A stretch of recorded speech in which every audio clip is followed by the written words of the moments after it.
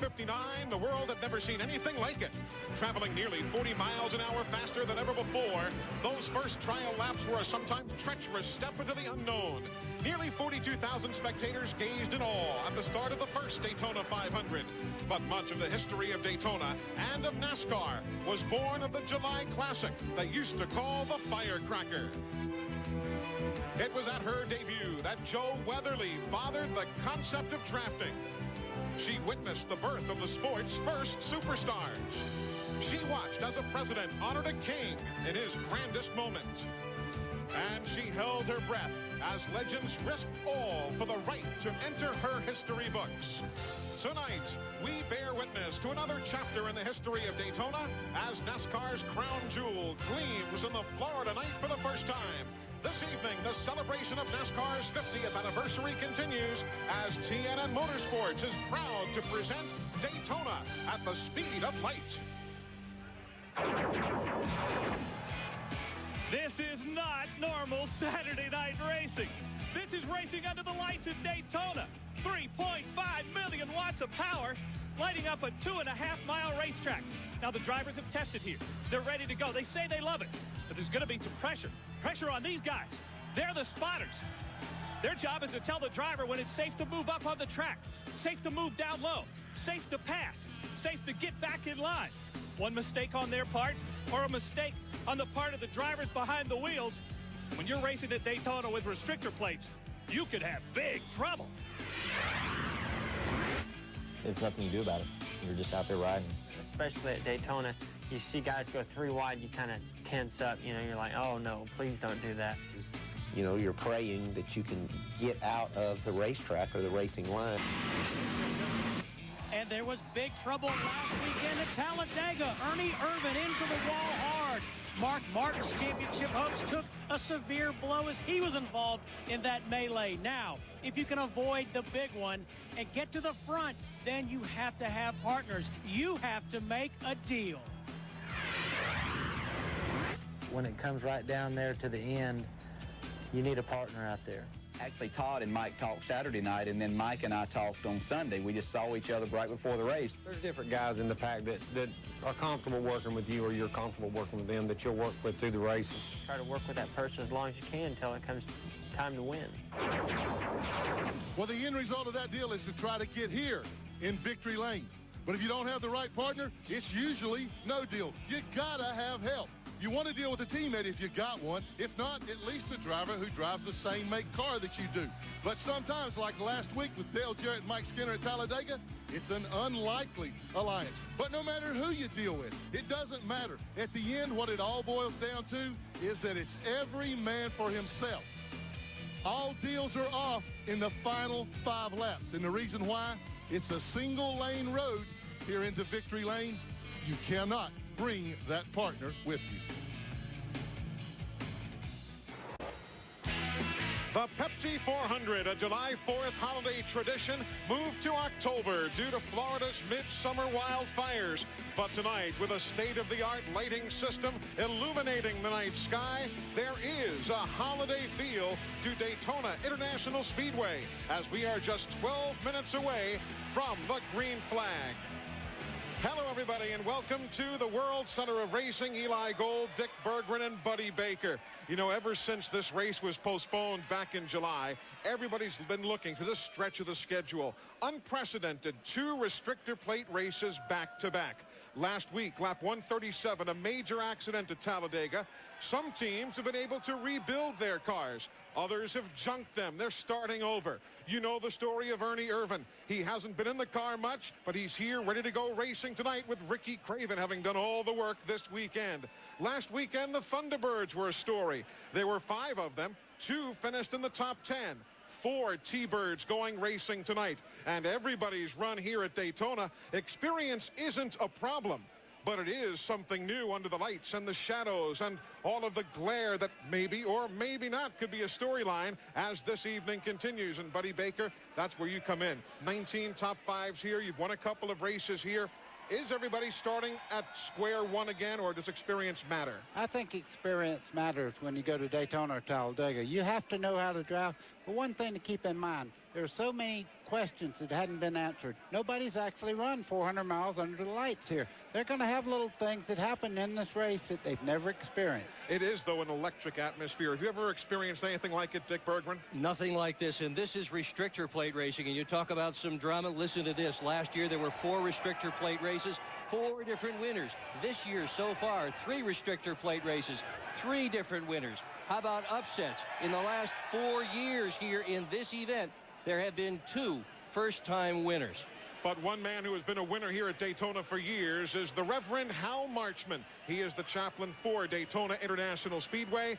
He is now set to offer this evening's invocation.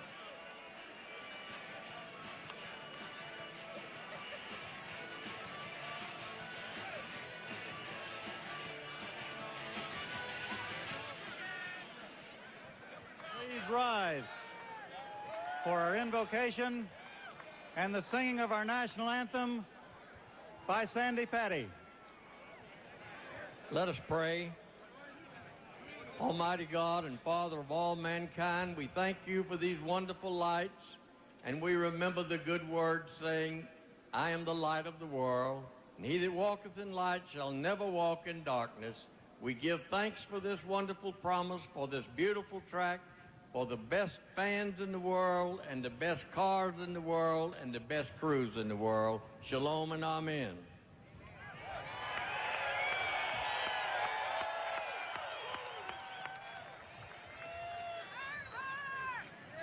Oh, say, can you see by the dawn's early light what so proudly we hailed at the twilight's last gleaming, whose broad stripes and bright stars through the perilous fight o'er the ramparts we watched were so gallantly streaming, and the rocket's red glare, the bombs bursting in air, gave proof through the night that our flag was still there. Oh, say, does that star-spangled banner yet wave o'er the land of the free and the home of the free? America's favorite inspirational artist, Miss Sandy Patty.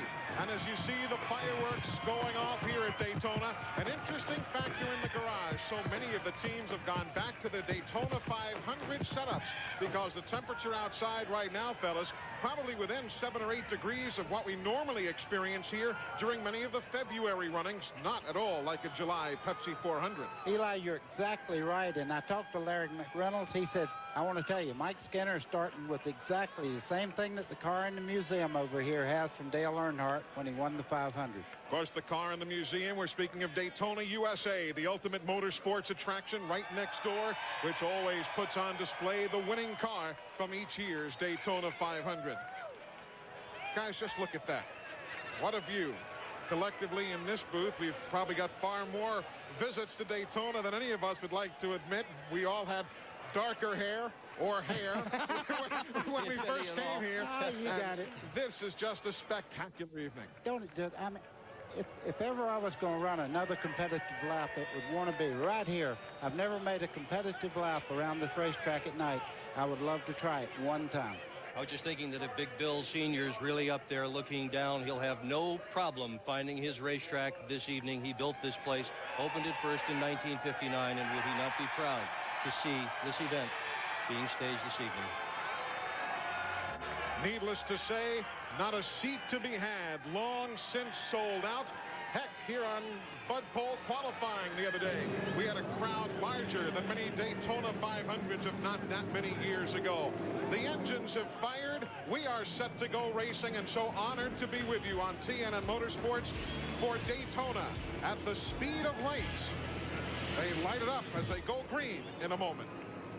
Gordon is coverage of the Pepsi 400. Everybody, let's take a look at the starting lineup for this 40th renewal of the Pepsi 400. On the Bud pole, Bobby Labonte has won 3 of 4 restrictor plate poles here in 1998. Jeff Burton, his best restrictor plate finish is 5th in the 98 Daytona 500. Dale Jarrett and Terry Labonte sharing row number 2. Couple of big track veterans. Of course, Dale Earnhardt, who won here in February. And Mark Martin with 7 wins in 1998. Rusty Wallace was quickest, actually second fastest in happy hour here yesterday. And Jeff Gordon with 2 Daytona wins, the NASCAR Winston Cup Series point leader.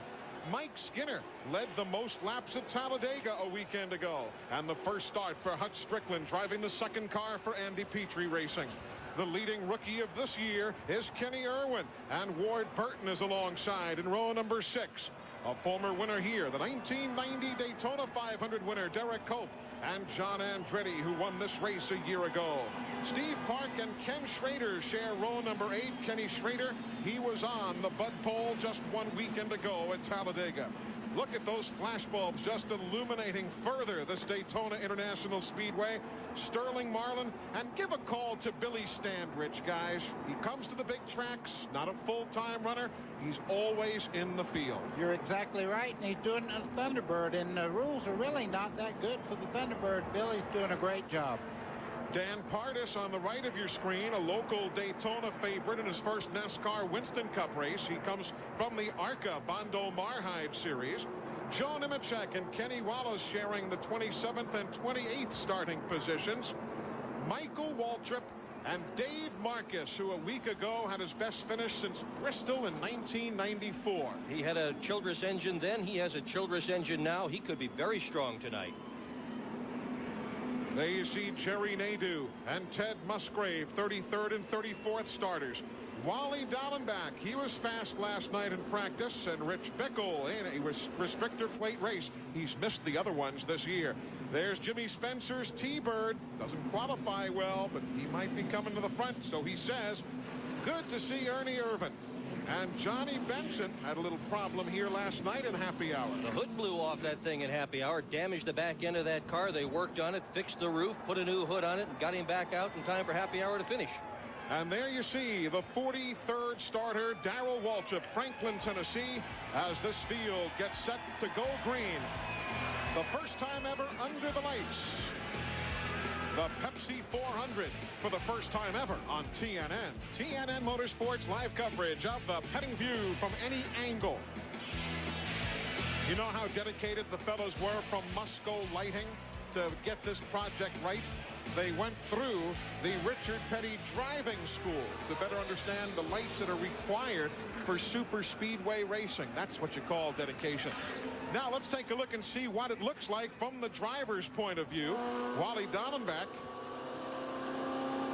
Few shadows coming off the wall. What kind of feedback are you hearing about that, buddy? And you've driven out here. Well, you know, we're talking about those shadows off the cars as you see against the wall there. Right down on the outside of the wall there, there's a little shadow there. But nothing like the daytime when you're squinting with the sun in your face going into turn 1. I think the visibility is much better tonight than it is anytime during the daytime. That's what everybody is saying. You know, it's amazing how well you can see. Look how bright it is from Steve Park's ride. Yeah, looking up at Derek Cope's car there. Let's see, 180 on the water temperature. Yep. Jeff Gordon climbing the banking here at Daytona International Speedway. All he's got to do is finish 16th or better in the remaining races. And the NASCAR Winston Cup Championship is his. From just down the street a piece, Mark Martin lives here in Daytona Beach, as so many of you know. He's tried his hardest this year to hang right there with Jeff Gordon. It's been so tough. And there you see Bobby Labonte, our Bud pole sitter, getting set to take the green in this very first race. Such a historic occasion. And you know, NASCAR racing has had so many historical happenings over the last number of years, whether it's new racetracks, new faces, new events. But this really, I think, takes the cake. Well, everybody's been waiting for this thing for really all year long. and people have been very patient with what happened here in the 4th of July weekend, and the flashbulbs are going as the cars go by the grandstand, and everybody's ready for this thing to happen. Big night. Those who didn't qualify for this event: Gary Bradbury, Rick Mast, Robert Presley. Tough break for Dick Trickle. After the problems of a week ago, they brought a Thunderbird here, but it couldn't qualify, and Rick Wilson. But you know, you look back, names like Fireball Roberts, A.J. Foyt, they have won here. Donnie Allison, Bobby Isaac, Sam McQuagg, Neil Bonnet, Leroy Yarbrough, Davey Allison. This racetrack just chock full of history. But to win that first Daytona under the lights will put you right there at that top of the list. Eli, one thing, you can travel anywhere in the world, and they'll ask you, first question, you say a Winston Cup race, they say, have you won at Daytona? Strap in, folks. Glad you're with us on TNN Motorsports. Enjoy the evening. Here we go.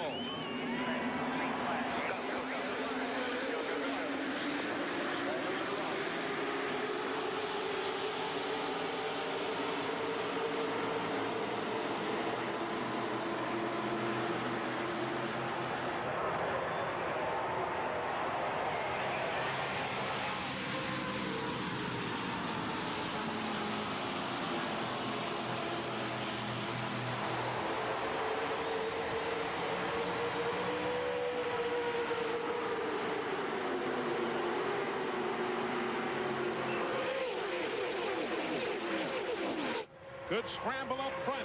Here goes Jarrett, the winner last week at Talladega, with drafting help from Earnhardt.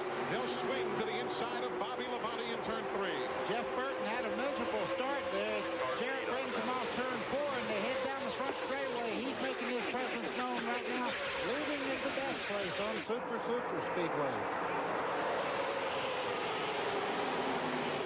13th top 5 start of the year for Dale Jarrett as you ride with Steve Park. Burton on the high line, just dropping back. Jeff Gordon riding in 12th.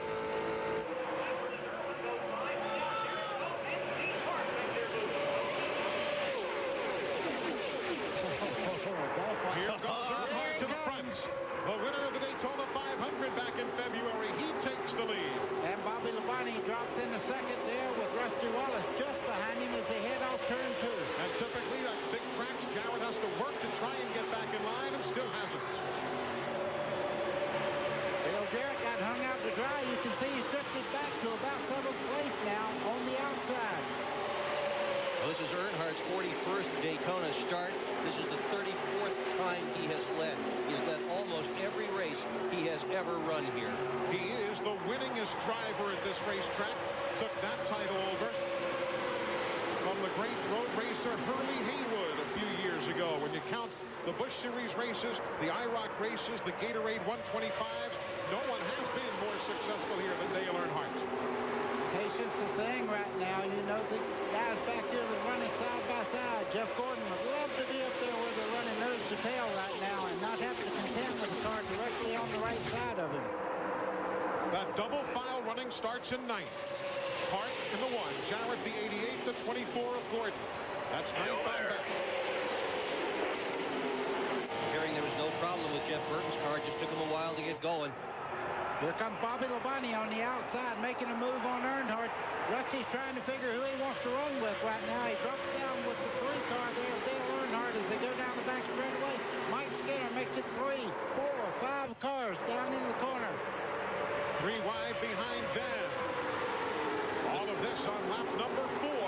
When it sorts out, Earnhardt still has the lead, and there goes Labonte, lucky to get back in line in 5th. So spread out back there. Dust got kicked up from underneath Gordon's rear tires. Riding with Jeff Gordon into the tri-oval there. You can see he's now nose to tail there. Nobody on the outside. That's the way to get around this place. Back here, that's traffic jam. But Burton's still on that high side, still going nowhere with it. And look at the 30 of Derek Cope. He has broken away from the 2x2 and has caught this front single file track. Cope could be a threat tonight. He really could. Now, he has run incredibly well. He's finished on the lead lap twice this year. It's the last 2 races. They have gotten their act together in a hurry.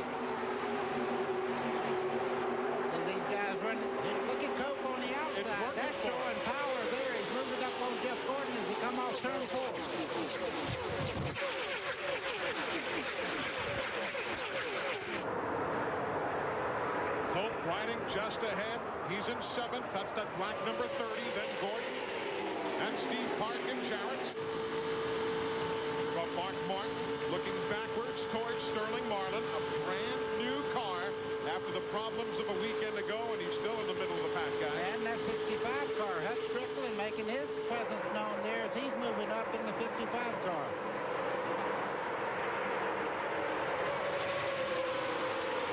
That's incredible. Hutch Strickland doing such a job here. An essentially brand new team running as well as he is this early on. 22, Ward Burton. That team gets the sponsorship from Caterpillar next year. MB&A moved on to Joe Gibbs Racing for Busch Series cars and for Corey McClenathan's NHRA machine.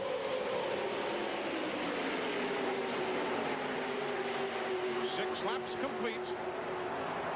Eli, it looks like the outside crew's starting to work. These guys are starting to move around back here. It was single file. Now you see the 28 car, Kenny Irwin Jr. kind of called out on the inside as Gordon and all the guys are moving to the outside. Steve Park's trying to get by him on the outside.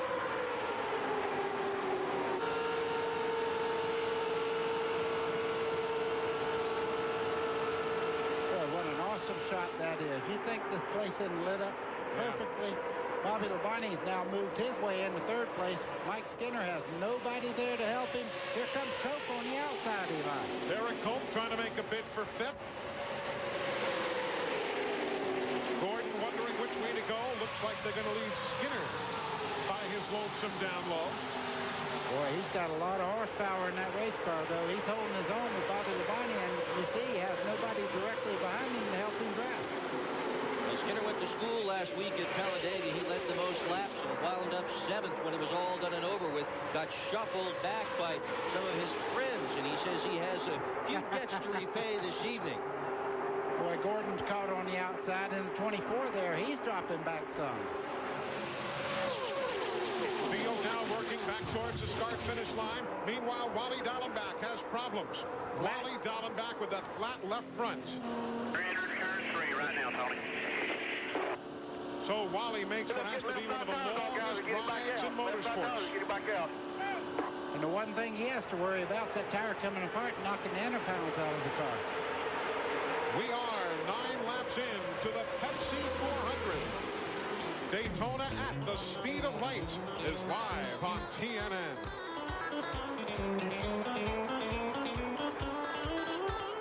Live at the World Center of Racing. Dale Earnhardt continues to lead. The battle you're watching there is 4th and 5th spot. You see Wally Dallenbach. He has gotten a new Goodyears on, but he is going a lap down, as you see right there. Derek Cope is driving a very aggressive race. He is not leaving much room between himself and some of those other cars. So far, so good. Eli, we have to mention this. There is a threat of rain around the Speedway here. You see these guys right now, though, they're going at it. They could care less at the moment about anything except trying to get that great track position. You see the 2 car there, Dusty Wallace trying the inside and outside. Nobody went with him. He jumped right back in behind Earnhardt. Nose to tail again. Let's check in on pit road now and get an update on some other stories developing. Well, guys, I tell you what, Bobby Labonte's doing a great job right now staying up in the top 4 for one simple reason. He can't hear on his radio. There's a lot of bleed over coming. You'll never guess the reason what they figured out was causing it.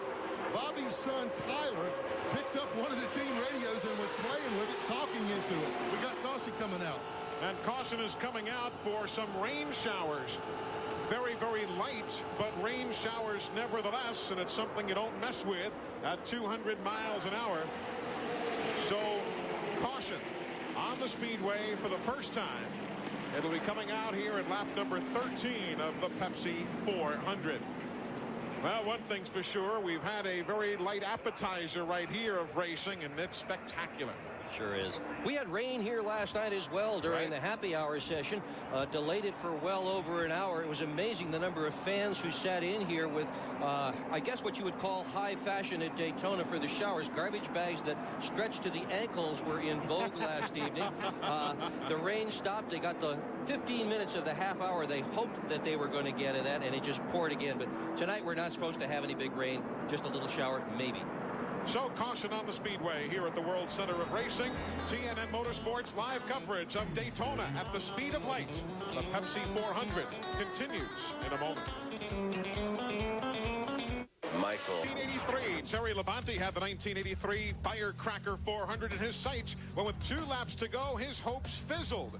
Out of gas, Labonte would drift back to 5th, and Buddy Baker would coast to victory after running out of gas as well on the final lap. It would prove to be Buddy Baker's final Winston Cup victory, and look how well he handles the champagne, folks. It won't do anything. Ah, boy. Plugged out of Champagne 101, did you? What do you expect on my last super speedway win? Let's go downstairs. There's been a driver change. Mike Hogwood has the story. Mike? Ricky Craven now in the 36 machine. Ernie Irvan has climbed out. Ernie, first of all, how are you feeling? I mean, I'm feeling all right. You know, it's a shame to have to get out, but, you know, we're running that in the back right there. You know, hopefully Ricky can take it to the front. What can you tell us about this racetrack, Daytona, under the lights? You know, I don't know. You know, right now it's lit up really good. There's no problem with under the lights, but you know, nobody has any experience it. So you know, right now we just have to play it by ear. Ernie Irvan out for the night. Good to see Ernie here, though, and you'll look ahead to Phoenix and to Rockingham. Both races you'll be seeing right here on TNN Motorsports. You see Darrell Waltrip in the Tabasco car. Eli, several of the cars back in the field come back in, took on extra fuel, got new tires. They're going out there and try to make this a 2 pit stop race. Jimmy Spencer, we talked about him in the opening. There is that No Bull Thunderbird. He started near the back. He's up to 25th position right now. Another guy we need to talk about also. Let's not leave Ken Schrader out of the equation, because Schrader, who was last weekend's Bud Pole winner, is also working his way to the front. He is now 10th in that line of traffic that you see on the screen. He's moved up from his 16th starting spot. There's the man of the hour from lap 2 to this moment, and this caution flag now set to wrap up. Just the lightest of rain shower that quickly passed across the Daytona International Speedway. Running behind Earnhardt, Rusty Wallace. Hard to imagine considering Rusty Wallace an underdog, but here we really do. In 30 starts here at Daytona, he's got a grand total of 1 top 5. In 30 starts at Talladega, the other restrictor plate track, 1 top 5. Rodney Wise with the green flag.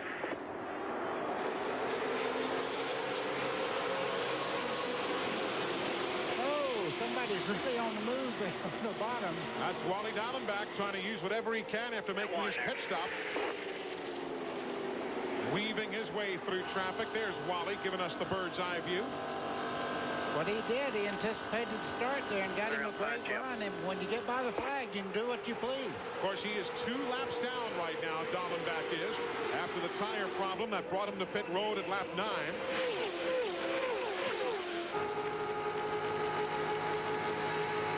And Mike, it's tough when you got to make a pit stop that early in the day, because Dallenbach now further drifting back as they scramble all around him on the racetrack.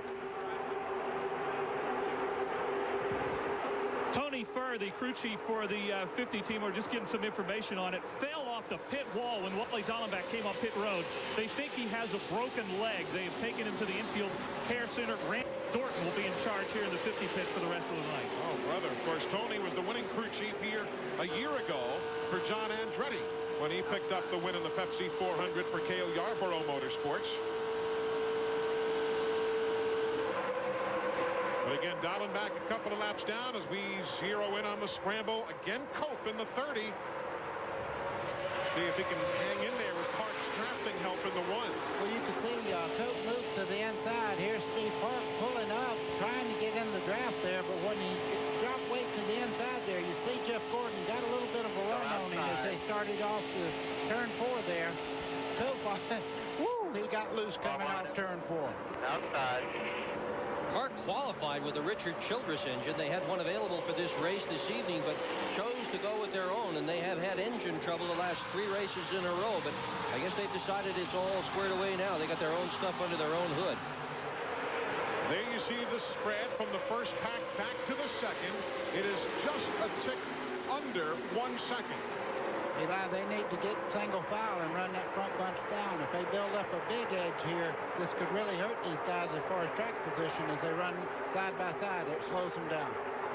And for the folks who are new to this sport, buddy, we should mention that there is a distinct difference between what we saw at Talladega and what you see at Daytona. The tracks, yes, they look alike, but they're not. One is narrower here.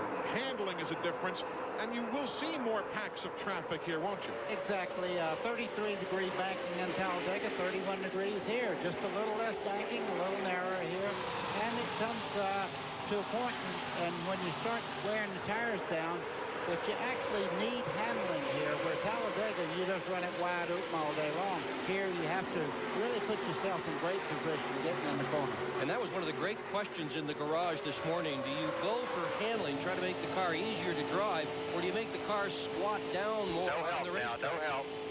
It's faster when it squats down, but it's harder to hang on to, and the majority of crew chiefs I spoke with this morning said they are going for handling. You heard Park get the worst news you can get on a big track. No help. Ball right up outside, man. We're hung a little bit right here. And you can see Dale Jarrett going by. He looked like he's running 15 miles an hour faster as he starts to go by there. No help on this racetrack means steady movement to the rear. But it doesn't mean the end of the day. Remember last week, Bobby Hamilton started 37th, got up to 5th. Then he went from 41st to 5th later in the day. So you just have to be patient. Well, Steve Park, you know, is starting out. He's getting a lot of experience on these major speedways. So right now, he's hung out by himself. Everybody else is single file now, and they're really getting to go. There's your top 5. 6th is Jeff Gordon. Steve Burns is in his pit. Yeah, Eli, and even though he's 6th, he's very happy with his race car. Just before the last car, or the first caution rather, he told Ray Evernham, this car is running great, and I really love to run it on the bottom. And also, Dick, to follow up on your point about handling, this track is more critical on handling than Talladega. One of the crew chiefs told me they just don't get quite the same grip on this racetrack as they do at Talladega.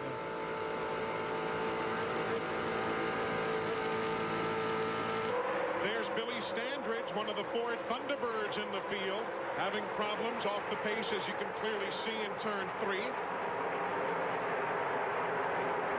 A couple of laps ago, you'll see what happened to Billy Standridge. Watch that. Dan Pardis there in the 07 about got him. Pardis did a good job. So Billy Standridge in for an unscheduled stop here on lap number 20. Dale Earnhardt continues to lead. But we are still early, just 21 laps complete.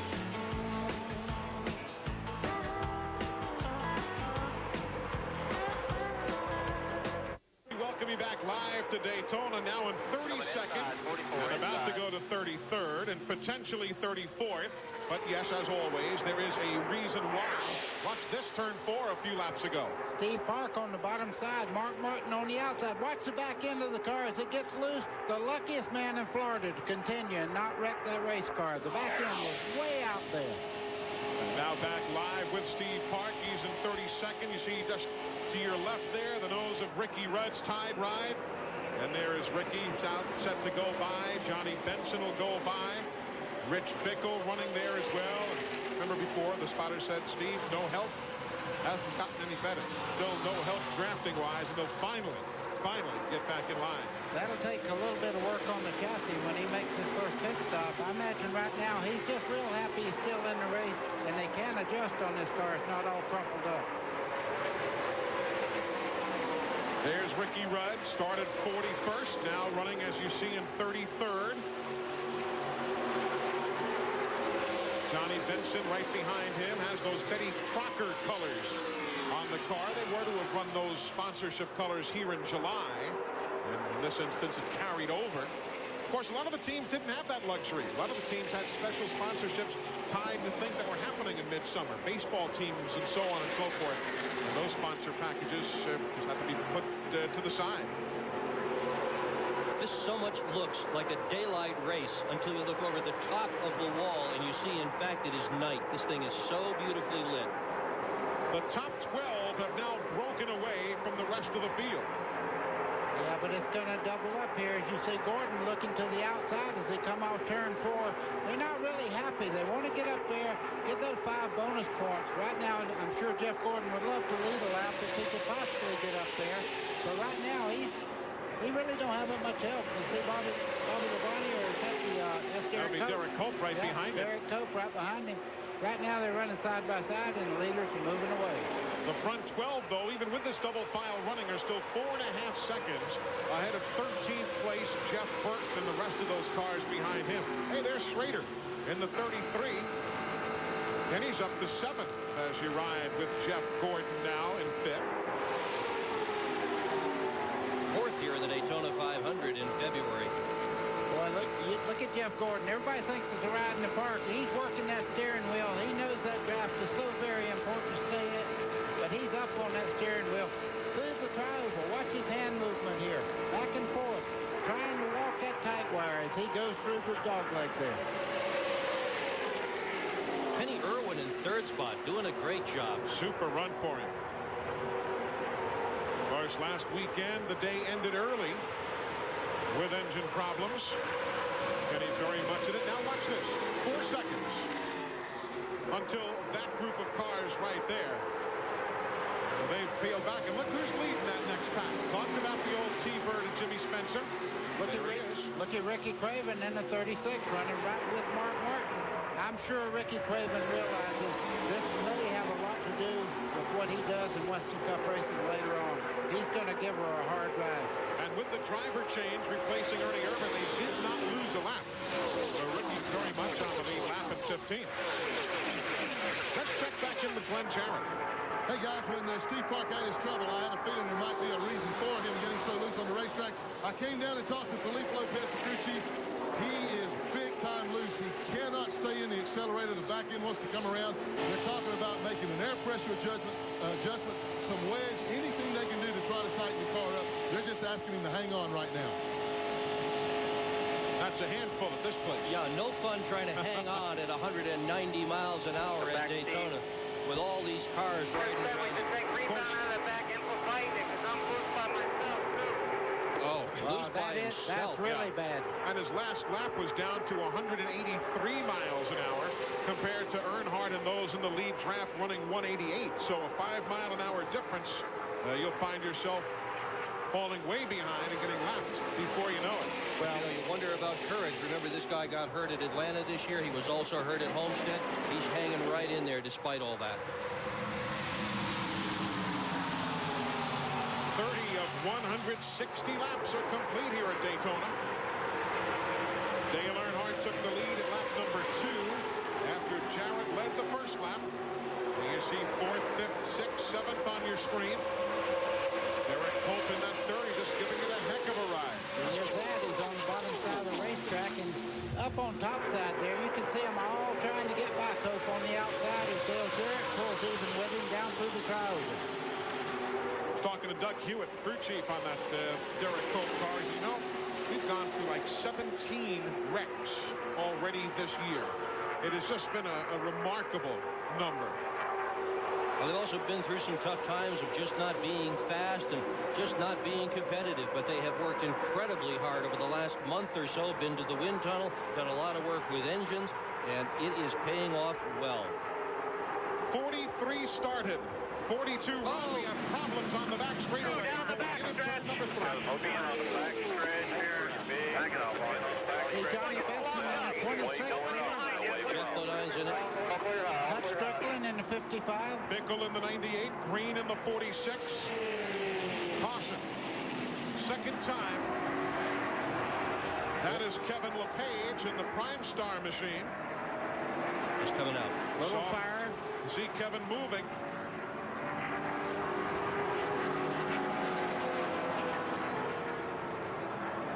Rolling on the ground to be sure all the fire's not on him. And caution. A multi-car accident. Jeff Green. 98 Bickle, Green, Hutch Strickland, Johnny Benson was involved. Clearly we saw LePage. Here comes Ted Musgrave. Tremendous amount of damage to all these cars. Look at the right front corner of Musgrave's car as he slides into the pits. It looks like that radiator's losing some water, too. Jeff Bodine. He has not, of course, as a former Daytona 500 winner, not had good news of late. Knows now that he won't be in that car next year.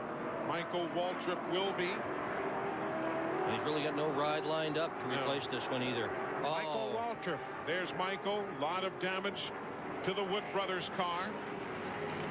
Wood Brothers winning as car owners here at Daytona. They thought they were going to have a great night tonight.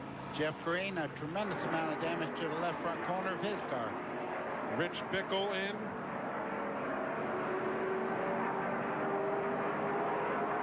And again, there's the Hut Strickland car. You see the net is down and he's moving around. Look at that tire. That come off the right rear of Michael Waltrip's car. What do you fix there? Everything's torn up so badly, they'll just have to make pieces to make that thing. It's wrapped around the rear end housing. You see them snatching on that rubber there, trying to get it off. Oh, dragging pieces and parts. Meanwhile, all the leaders will come in for pit stops. Lap number 33 will be pit stops for all the leaders. First to Glenn Jarrett. And Rusty Wallace brings his car in. Guys, he has done a great job so far. Been glued right to Dale Earnhardt's bumper since the race began. Running in second place. He reports the car is just a little bit loose. So in this 4-tire change, they're going to make an air pressure adjustment. Try to tighten him up just a little bit. Here's Mike. Dale Earnhardt has said virtually nothing during the first part of this race. 4 tires and fuel. That's it for the leader, Dale Earnhardt. All of these stops under caution, lap 33. It looked like Rusty Wallace may have won the war on pit stops there. He leads Dale Earnhardt off pit road.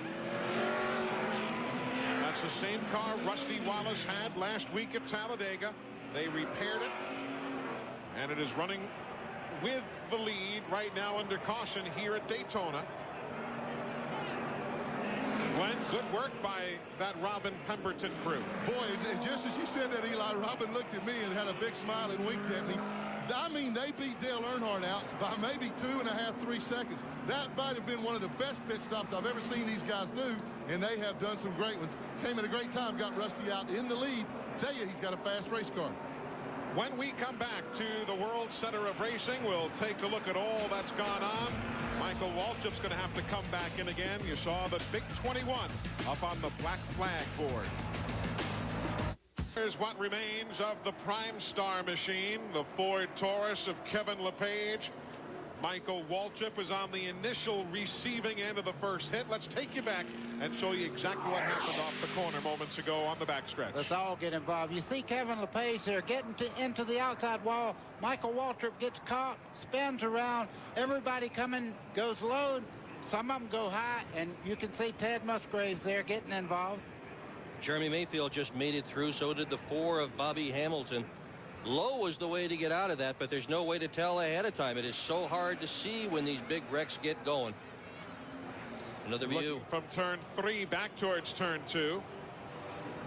And you can see visibility is down. You cannot see a thing when you go through. With all the tire smoke and the car spinning round and round, how would you know where to go? Look at Bill Elliott back there. You saw the golden arches. He just woed it on down. Experience will do that for you. Picked the right lane, went down low, and just took it easy and managed to get through there without a nick on his race car. Oh, boy. Oh. But again, Kevin LePage's car you saw alone on the low side of the racetrack. Break loose, clip Michael Waltrip, and the wreck was on. Jeff Bodine there in the 7. He really tried to go low, and that got him involved. So there wasn't any Look at Dallenbach. pattern. Dallenbach just got through that mess, too. I don't know how he saw his way through. Let's take a look. Let's see. We're riding with the camera. This is what you can see in a major speedway wreck. Nothing. You see right there? What would you do? Listen. He hit it. Just barely touched the outside wall, and he was lucky nobody was there. Oh, look at what's left of LePage's car. Again, this is a replay of earlier. Kevin LePage after the accident.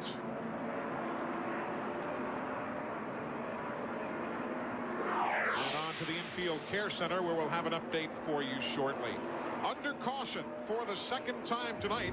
The first caution was at lap 13 for a little rain shower.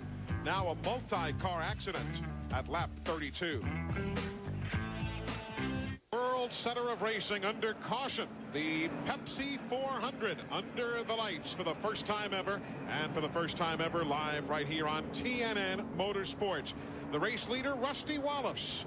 Rusty Wallace has led only 96 laps in 43 restrictor plate races coming into this evening's event. Has been an empty plate, hasn't it? Meanwhile, down on the pit lane, Steve Burns checking on some other good runners. Steve? Hey, Eli, Kenny Irwin has a very fast race car, but they had a little bit of a problem on the last pit stop. They wanted to make some adjustments. Look at here. They taped every one of their pit stops, and the crew was just over here moments ago seeing where they had a little bit of a problem. They did make some air adjustments on the tires, took some tape off the front grille. So again, Kenny Irwin is very happy with this race car. In fact, Eli, they've been trying to keep him calmed down. Kenny Irwin running 7th right now. Still learning how to communicate with the crew and tell them what that car really needs. Jeff Bodine, he's down near the care center with Mike Hogwood. Jeff, first of all, you okay? And what happened? I'm fine. Kevin said he just lost a car, got sideways off too, and we all started running each other. If Goodyear could make a tire that didn't smoke, we could see where the wrecks were. Might be able to miss him, but I just couldn't see where anybody was. My spotters tried to help me, but the Phillips car tried to make a hole through there, but we hit somebody and put us out. Tough break for you as you wind down with this team.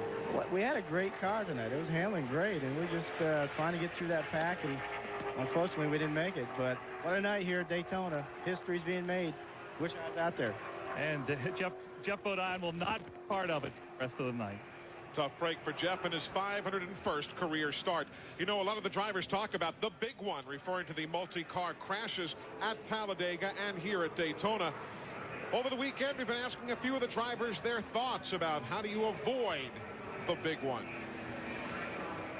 Nothing you do about it.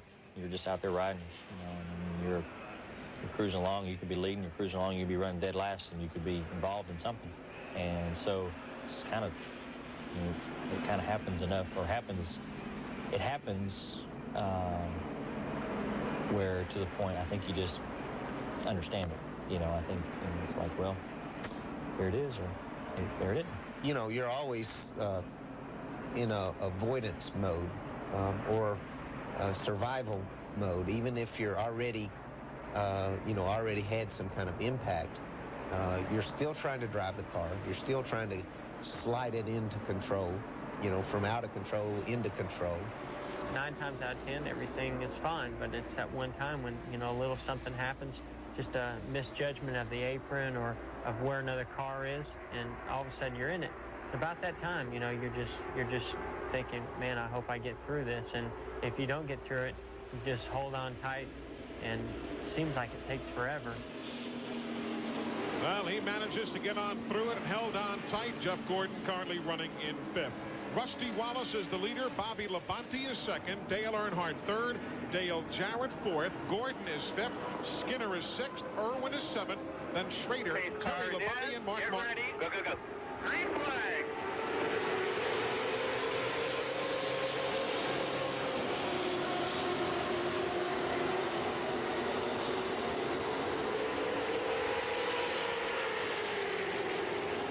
You saw Wally Dallin back in the 50 there. He's trying to get back one of the 2 laps that he lost earlier.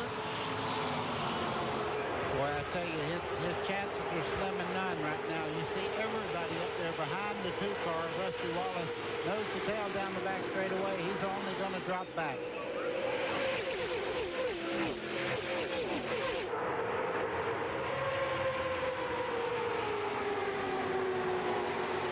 Dale Jarrett there in the number 88 in the 4th spot. That's not just the car that won the $1 million last week. Believe it or not, it's the same engine. They took it all apart, put some new pieces in it, put the rest of it all back together. Same car, same motor. A lot of fellas, though, had to go with brand new equipment like Earnhardt, like Mark Martin. They just couldn't resurrect the machine of a weekend ago. Yeah, Jeff Gordon right now is just running just about a perfect race. You see him behind Dale Jarrett right there, 2 of the fastest cars, and Earnhardt just in front of them. Those 3 cars right now, they're just riding along. They're not worried about it because they know they have great race cars on this racetrack. seconds, going to look around, and I'm afraid that Rusty may be in trouble. 58 races now in a row that Rusty Wallace has not posted a victory. Dale Earnhardt there in the 3. You saw him with 1 win in 88 starts now. Look at that pack of traffic. I was watching Jerry Nadeau in that green car up there. He was completely sideways on the high side, never cracked it, never backed up, just went right on by a car sideways. Still in the early stages of the Pepsi 400. Rusty Wallace shows the way, but a long night's work yet to go.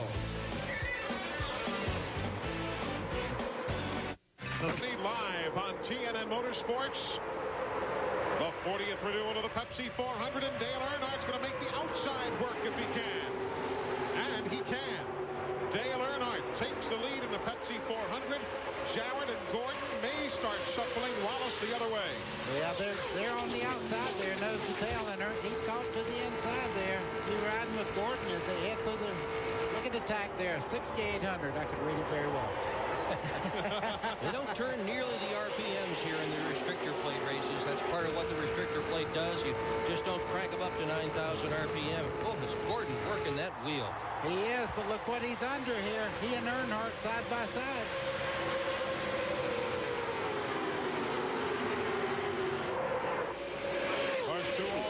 Jarrett sneaks out ahead of the pack, so Jarrett just out of the screen is the race leader. This is for second.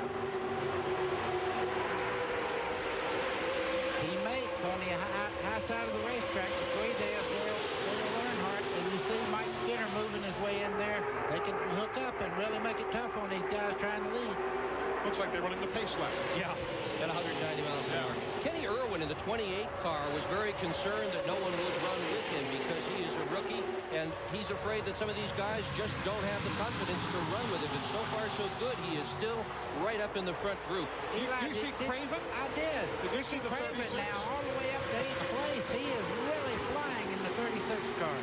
If you're just joining us, Ernie Irvin started the car. Ricky Craven took over at a very early pit stop at lap 14.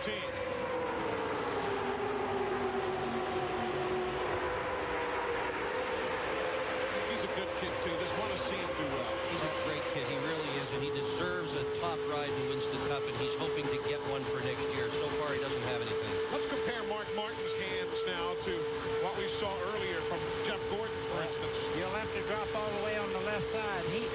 When Mark Martin first started racing, he was a very small boy before he started lifting weights, and he got where he would put both hands on the left side of the steering wheel through the corner so he could hold the car, and he never changed his driving style. You know what? It works. It sure does. It sure does. Let's see if Gordon can make it work with Irwin.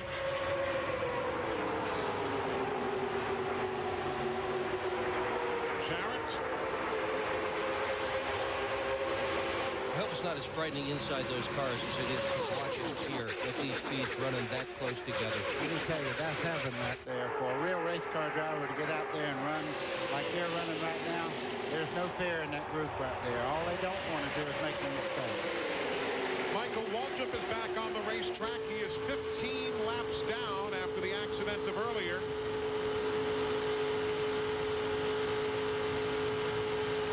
There are those two T-birds there, Spencer and Little. Eli listened to the motor, so you could hear it purring down through there, but never lifting in the corners, running wide open all the way around the racetrack.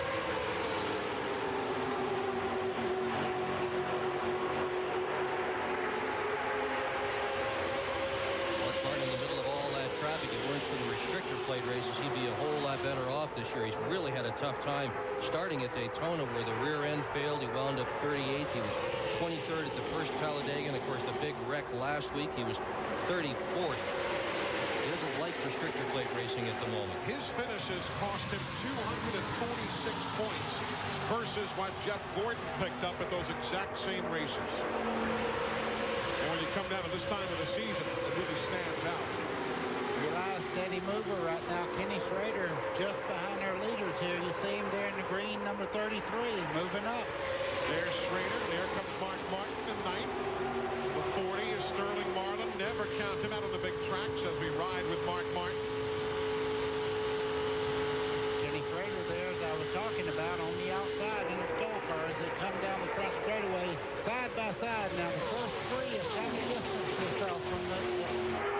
running side by side. Remember, folks, back in February when Schrader finished 4th in the Daytona 500, he had that fractured sternum. Remember all that mess? He got involved in the accident in the Gatorade 125s and so on. He said, I'm happy to be here and to be here healthy. Yeah. Oh, he had his neck operated on a Monday and come down here and run a complete 500 here after having surgery. So he's a tough customer. Believe me, he loves to race. And really, the only reason he didn't win in February, if you ask me, is he had no drafting partner when it counted, if you remember back to the finish of the Daytona 500. There you see the front three having pulled away by 0.6 of a second from 4th place on back. It's getting good at Daytona. You're looking at the race leader, Dale Jarrett, in a scramble for 2nd place behind him. Earnhardt wants to grab it away from Gordon and from Mike Skinner and from Labonte, but it's going to be a big scramble. What happened, a 3-car draft, buddy, is, well, forget about that now. Well, what we have now, we have a 2-car breakaway and teammates going at it there. Mike Skinner fighting with Dale Earnhardt down the back straightaway. You can see these guys when they run side by side. The guys out front are going, we're going to do anything to do what they're doing back there, because it's slower when 2 cars run side by side than when you really have a drafting partner out front. Look at the 33. Schrader very much in the mix now. Ricky Craven in for Ernie Irvan, riding with Bobby Labonte in 5th.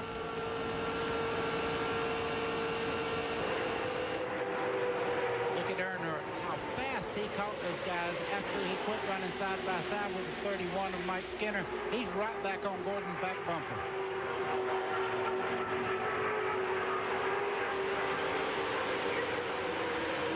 Schrader having a strong run here tonight.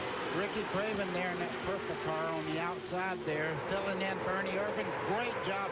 I guarantee you people right now are saying, you know, we might ought to talk to him when we're thinking about putting somebody in our car for next year.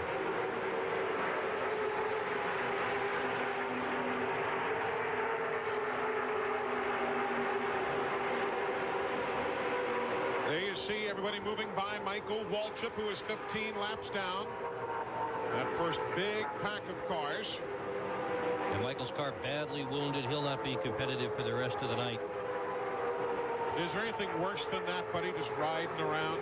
Nothing in this whole wide world, because what you want to do, you want to be up here like these guys that are racing with each other, and you're just riding around. It seems like it's 2 days long. That was a 4-second break in the traffic right there. Back to this next group of traffic. John Andretti leading it. That's 21st, 22nd, 23rd, and 24th. And you drop even further back now to Bill Elliott, 6.5 seconds further back behind the race leader. And the next group with Nemechek and Benson and Rudd. That white car in the middle of the picture, that's Brett Bodine. Kyle Petty's in there as it takes you back up front. Those are the 3 big basic packs of traffic. In the garage, Bickle, Musgrave, Green, LePage, Bodine, Strickland, and Standridge. Only Standridge not involved in the accidents on lap 32.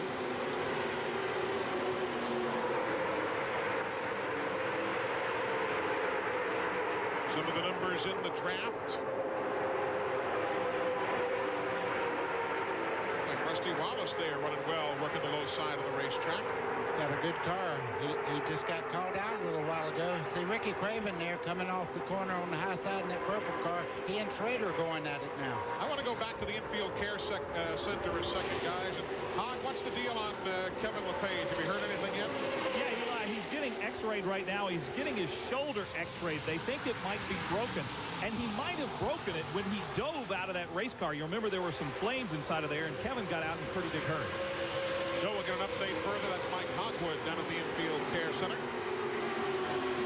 A lot of shuffling around here. There, though, but how Craven comes out in front of that pack. There's a guy right there you can never count out in that 40 car. That's Sterling Marlin. Very, very good here at Daytona. All the way back in August at New Hampshire, I was talking with him about the car. He said, don't worry about this. He said, when we get to those 2 restrictor plate tracks, that's where I'm really going to run, and that is where he has run best throughout his career. 9 top 10 finishes for Sterling Marlin, including 3 wins and 3 second-place finishes in his last 12 Daytona starts. Fairly impressive numbers right here. But the most impressive numbers are the ones those guys are putting up on the board. They're trying to get gone from everybody else. A lot of souvenirs here. We're coming right back. You think you have a great seat. You see that thing on the bottom of the screen? That's a bad choice as far as I'm concerned. Make up your mind and make it good.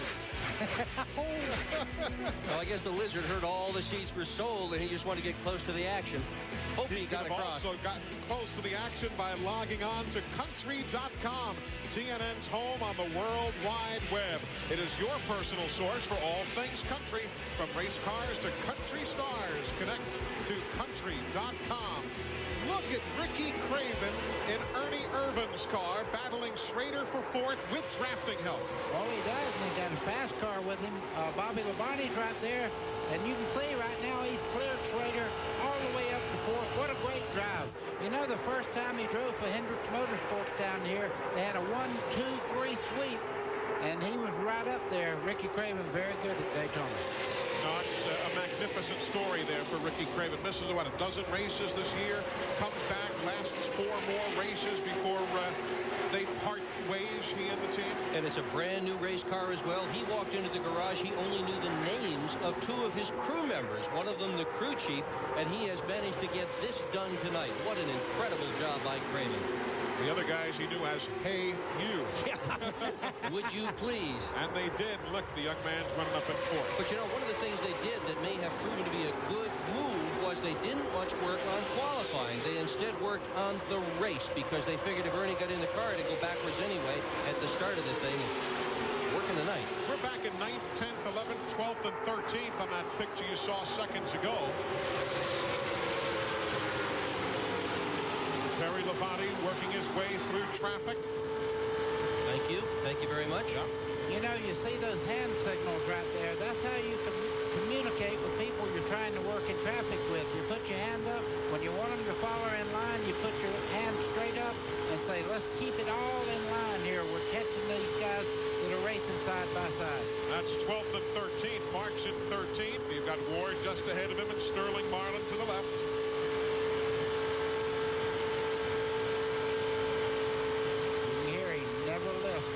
Here's Derek Cope with problems now. Oh, too bad. Derek Cope running in 19th now. Way off the pace. Earlier, folks, if you weren't with us, he was mixing it up right outside the top 5. Yeah, I was watching that car come through there. He definitely got a problem. He was totally out of the accelerator. If I'm not mistaken, just behind the left front there, I see a little bit of smoke. Yeah, he might have brushed the wall. Looks like the smoke is going to come off, what, the right rear, probably from this angle. Tough to tell, but he might have just brushed the wall coming off the corner. He's had a tough time here at Daytona. 4 out of his last 5 starts have resulted in DNFs. But he did win here in 1990. And now the guys in the truck have come up with the video. Looking for, there he is. Hello, wall. That tells it. Yep. Good work to pick out that shot right there. And Glenn, he tagged the wall coming out of number 4, right with the right rear. Yeah, Eli, that's what we're hearing. We've moved down into Derek's pits, and all the guys are standing on the wall waiting him right now. And there's always a bad sign. They got that great big hammer and the softball bat to try to get the thing straightened out for him. He still hasn't made it down pit road, but a lot of long faces here because he had a real good race car.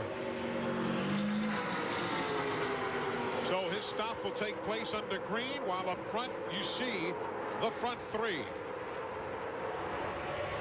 Jarrett took the lead at lap 44. We're now at lap 66.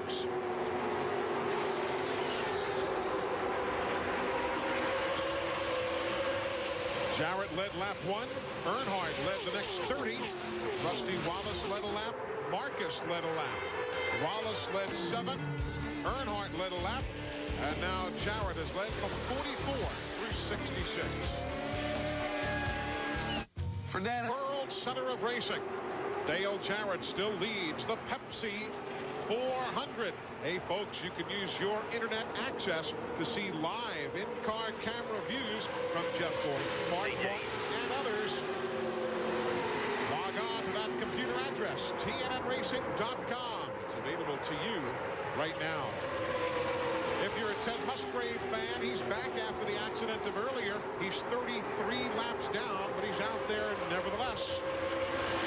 And track will go a third lap down now, being bypassed by the leaders.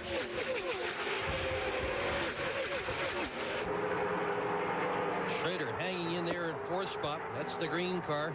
Running a much higher line than anybody else in that front pack. It's almost like his car's pushing a little bit, getting in the corner. You see him moving up the racetrack there. Meanwhile, Kevin LePage has just walked out of the infield care center. Mike, what do you got? He's right here now, and we'll try to get a word with him. He's explaining his injury. Yeah, went in turn 1, following John Andretti. Come out of turn 2, the car broke loose, prime start torch. You know, I don't know if it was a rookie mistake or somebody took the air off the spoiler. Jack come over and said, maybe there's somebody behind me took the air off the spoiler. But, you know, I just hate it for all the other guys. I hate it for my team. I mean, they worked all week long to get this car back together after Talladega. And to come here and destroy the car, pretty frustrated. Kevin, how's the shoulder? It's a little tender right now. I definitely won't be playing golf tomorrow, but we'll be ready next week, Phoenix. All right, Kevin LePage, they say he does have a crack in his scapula. He's a tough race driver. He'll be back next week. It's certainly good to hear that Kevin LePage will be back next week. Very talented young driver from Shelburne, Vermont. Derek Cope has taken the gum-out Pontiac behind the wall. Repairs will have to continue there.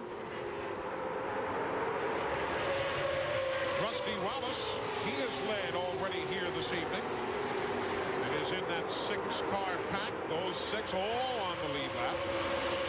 The team has put in an extraordinary effort in their restrictor plate program this year. Last winter, they tested and tested, cut 7 different bodies off cars, working on things. Didn't quit there. They've been to Talladega with Jeremy Mayfield. Our broadcast colleague, Buddy Baker's been through the window of cars in that team as well. Rusty was here testing several nights in the night. Looks like it's working pretty good, huh, buddy? Looks awful good right now, but you know, Dale Jarrett right now, he just, when he gets out in front, he keeps about the same distance on a second-place car all the way around the Speedway. Nobody seems to be able, even with help, to pull up on him right at the moment. And you know, you think about it, Jarrett has posted 7 finishes of 8th or better in his last 12 visits here. That includes a couple of wins. So, like he's up front here and won at Talladega last weekend. Certainly not at all a surprise. I think we all remember when he won his first time here at Daytona, and Ed Jarrett, his father, was able to bring him home on that last lap. One of the most inspiring things I ever watched on TV. One of the best pieces of broadcasting you're ever going to enjoy. And watch this scramble here. That's the 3rd and 4th. Schrader trying to grab it away from Earnhardt. He does it. Got it. On the outside. Hard way to go. Schrader, 10 top 10s here in his last 12 races. Another fine super speedway racer. He's a fine racer no matter what kind of racetrack it is. You know, you think about it, if it's a quarter-mile dirt track or a super speedway like this or a half-mile paved, doesn't really matter. Schrader's there. But the frustration for Ken Schrader of not having posted a NASCAR Winston Cup win since Dover, Delaware, back in June of 1991, it's beyond belief.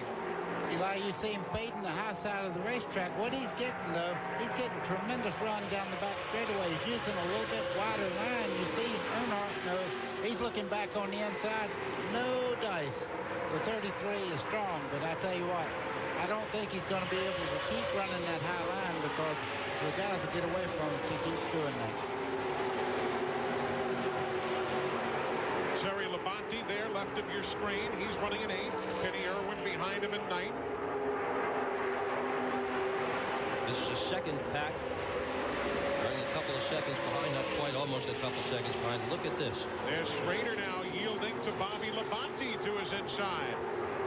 Yeah, you can only do these things so many times, and everybody goes to school on where you're running really good. You can see right there, Rusty Wallace running directly behind Bobby Labonte down through that back straightaway there.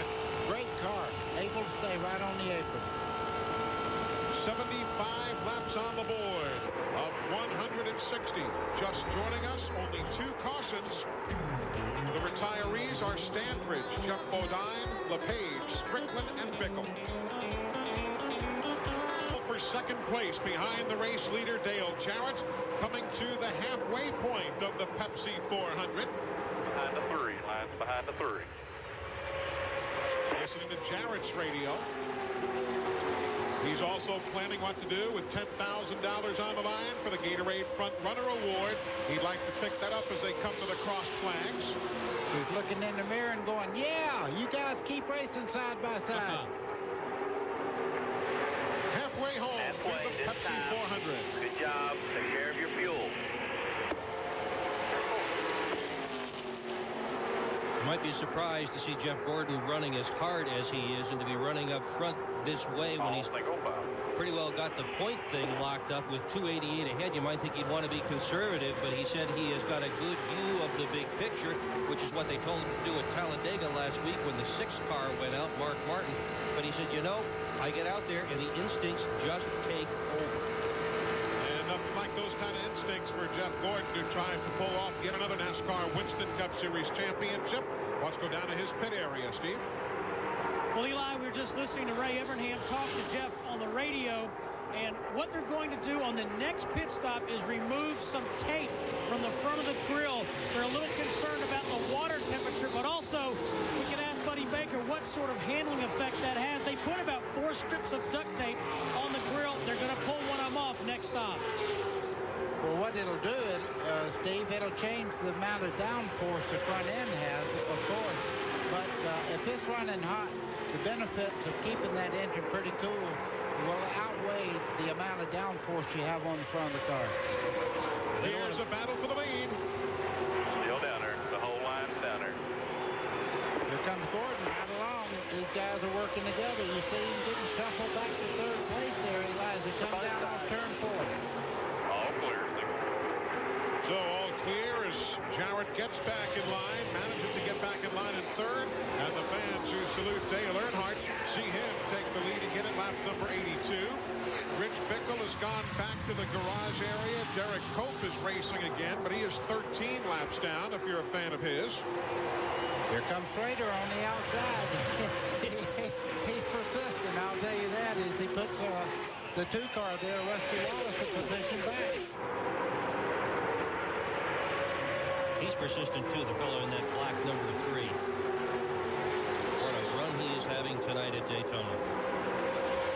Dale Earnhardt, the winner of the Daytona 500. Still out there, a great champion, wearing that open-faced helmet of his.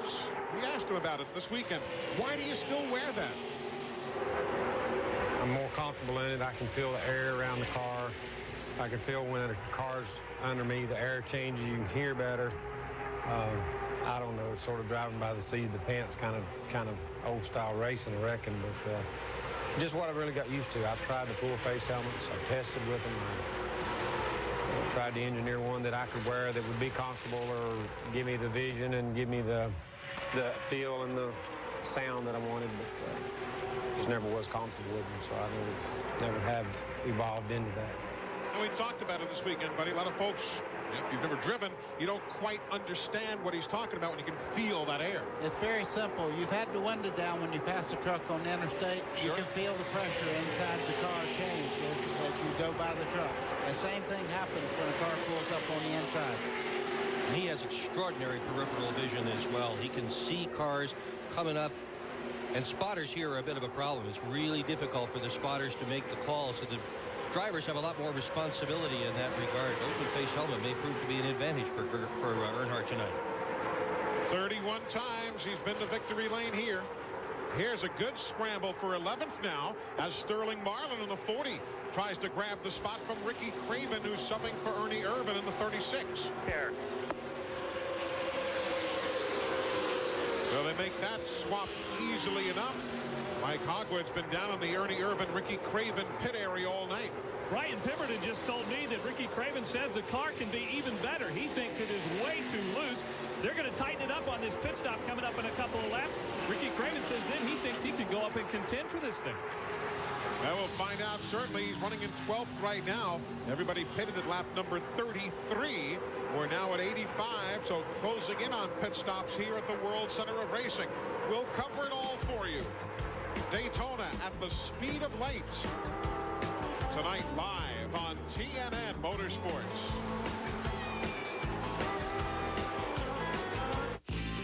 of the Pepsi 400. 12 times he has raced here at Daytona. He has led the race in 11 of those 12 events. He made the move around Dale Earnhardt at lap number 87, bringing Schrader with him to second, and here's what happened just a half lap ago. You see him power by on the inside of Earnhardt, and he gets some help from an old teammate there, Ken Schrader. He goes with Gordon on the bottom, meaning one thing, Doctor, that Schrader can run anywhere he wants to. He can run low if he wants. He just proved that. But there he is, back upstairs again. Maybe the car is happier up there. Maybe the car thinks Harry Gant is driving. Well, it's green. Maybe it does. It's the green Skoal car. Harry Gant for many years ran upstairs in cars that look just like this one. Well, it's not very long until we start thinking about pit stops, and I'm sure Gordon said, hey, I've got a shot here. I better take it. So he grabs his 5 bonus points. The way everybody's running right now, the lead pack is tied tightly together by 0.7 of a second from Gordon back to Wallace. And you've got a half second further back to the Labonte brothers. You know, in the middle of all that, Kenny Wallace in 14th, Nadeau in 15th, Andretti in 18th. Super run for those fellas here tonight. Andretti, of course, a winner here just a year ago. Led 113 of the laps here a season back. Sterling Marlin, Jeremy Mayfield, that's 11th and 12th on your screen. 13th now, that is Ricky Craven in Ernie Irvin's car, 4.5 seconds behind the race leader. Then you drop back 5 seconds further back, and you'll finally get to the lap machine of Brett Bodine. Earnhardt is the new leader because he stays on the track while others make pit stops. Pit stops at lap number 92 for most of the race leaders. Gordon is in. Labonte is in. That's Terry Labonte. Mark Martin is in. Ward Burton is there. Let's go down to see Burns. And Jeff Gordon's in. They're going to change right side tires on the DuPont Chevy right now. They went to look at the tape on the front of the grill. So far, they have not. Now they removed the tape off the front of the grill. The water temperature has come down. When he took the lead, he got out in clean air. Left side tires are on, and Jeff Gordon is down in 19.5 seconds. Here come others leaving the pit lane behind them. The drag race is on while Ricky Rudd enters pit road. So does Park and Pardis. Kyle Petty is in for his service. All of this taking place at lap number 92. Dale Earnhardt currently the race leader. Johnny Benson just ahead of him has already been in the 26. Johnny's been in at lap number 86 some 5 laps ago. Boy, if the caution was to come out right now, you could see Jeff Gordon going a lap down to Earnhardt, who's been out on the racetrack. There's Gordon right there. He likes that. He's 1 full lap behind right now. Shades of Talladega last week.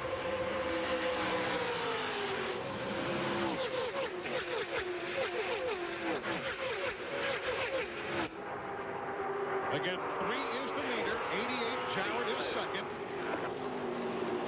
Bobby Labonte also out there running in third.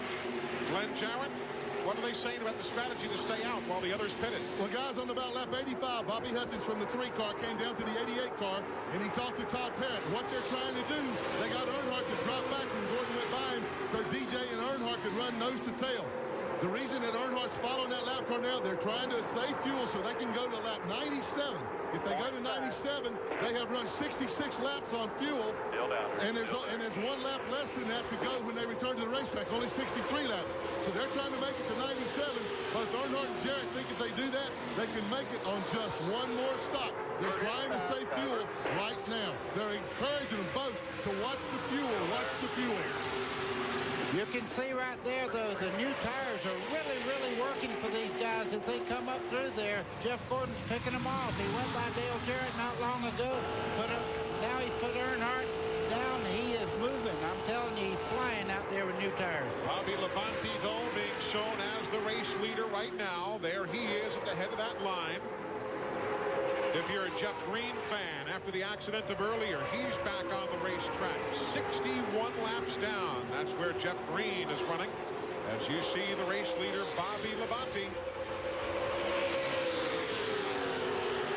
In in the middle of a series of pit stops under the green here at the World Center of Racing, and it's all live on CNN Motorsports. Sports Race Summary is sponsored by Texaco. There you see the numbers. Average speed of 161 is still some 12 miles an hour off the record pace set by Bobby Allison in a Mercury here back in 1980. But nevertheless, only 2 cautions slowing this evening's activities.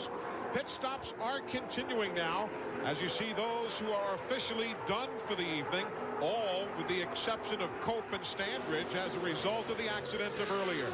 There's a story on Dale Earnhardt's car. He came into pit at lap 97. The nose of the car was pristine. But watch what happened as he was leaving pit road. Watch this. See this tire right there? Look at the front end now. He knows it's there. He starts wiggling the car, trying to make it go one way or the other. It's bending the front of the car in. Right here, it gets rid of it. But look at the damage to the nose of that car. That may really hurt that car when he gets up to speed. Mike Hogwood, what are they saying? How significant is the damage? Well, the damage is significant. They're pulling a new nose piece out from under the tarp back here. I believe Dale Earnhardt's going to have to come back in here. How about that? Dale Earnhardt trying to make the Daytona double for this year. What he needs to do right now is find somebody, get directly behind him, and then it does not matter that much right on the nose of the car, but he needs to get a drafting partner and follow as closely behind him as he possibly can. The race leader now is Jeremy Mayfield through this cycling around of pit stops. If you're curious, the last time one driver won both the Daytona 500 and the Pepsi 400 in the same year, Bobby Allison back in 1982. Dale Earnhardt has problems leaving pit road. Meanwhile, that man, Dale Jarrett, running in 6th. Let's get an update on him from the pit lane. Well, guys, while we were away, Dale Jarrett, Dale Earnhardt, and Bobby Labonte all came in at the same time on lap 97. That's exactly what they planned. As I said, that only left 63 laps for them to go. Jarrett's crew changed 4 tires and gave him fuel in 16.9 seconds. They had a great pit stop. They came back out on the racetrack with their drafting partner, Bobby Labonte. They're set to go the rest of the way. Here's Steve Burns. Hey, Glenn, we just saw Dale Earnhardt hit a tire on pit road. I'm down in the 28 pits of Kenny Irwin. This is where the tire came to rest. You can see it came off the 18 car of Bobby Labonte. This is the tire that did the damage to the front end of Dale Earnhardt's car. So the story is now beginning to build. Just 60 laps from the finish in the Pepsi 400. Kenny Irwin right now being shown in 11th spot. And there's your leader, the 24, Jeff Gordon, putting a lap on Kyle Petty and following Ricky Rudd around the racetrack. Those gentlemen, Rudd and Petty, 25th and 26th respectively. Bobby Labonte in the 18. The Skoll car is Schrader. Jarrett right there watching as well. No surprise as we approach the end of this race. Laps are winding down to see that 24 car in the lead. Boys, don't count that 3 car out. He's got damage to the front, but he's directly behind these guys.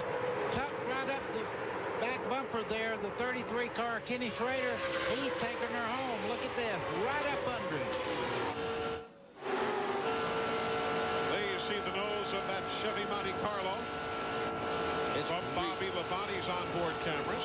And it's really pushed up. When you think about all the effort they put into these cars at the wind tunnel, a 16th here or there makes a huge amount of difference. And you can see that this is a lot more than a 16th. This is feet that are messed up. But he's going right by the guy whose tire he collected. Down on the bottom side, you can see right now, though, he's giving up a little bit getting in the corner. As you can see, Jarrett and them run right up on him there, getting in the corner. Pushes off the corner there. See that? Couldn't keep it rolling down low. And Glenn, that could be the story as they work off the corners. Oh, absolutely, guys. You know, as long as he keeps the nose of his car tucked right up behind somebody else, that air dam doesn't make any difference because he's not breaking any air up. It's not hitting that spoiler. It's when he gets in the corner and gets up high out of the draft of another car, that's when it kills him. That's taking air off the nose. It's reducing the downforce on the car. It's going to make it push. As long as he's stuck right up somebody's tailpipe, he don't have a problem. But he's running in clean air by himself. That's where it's going to hurt him. Good point from Glenn Jarrett down on the pit lane. We are at lap 103. You see just 57 to go. A spectacular night here at the World Center of Racing. The first time ever that the 2.5-mile trioval has been lit for racing. And it's Jeff Gordon showing the way. Back in a moment.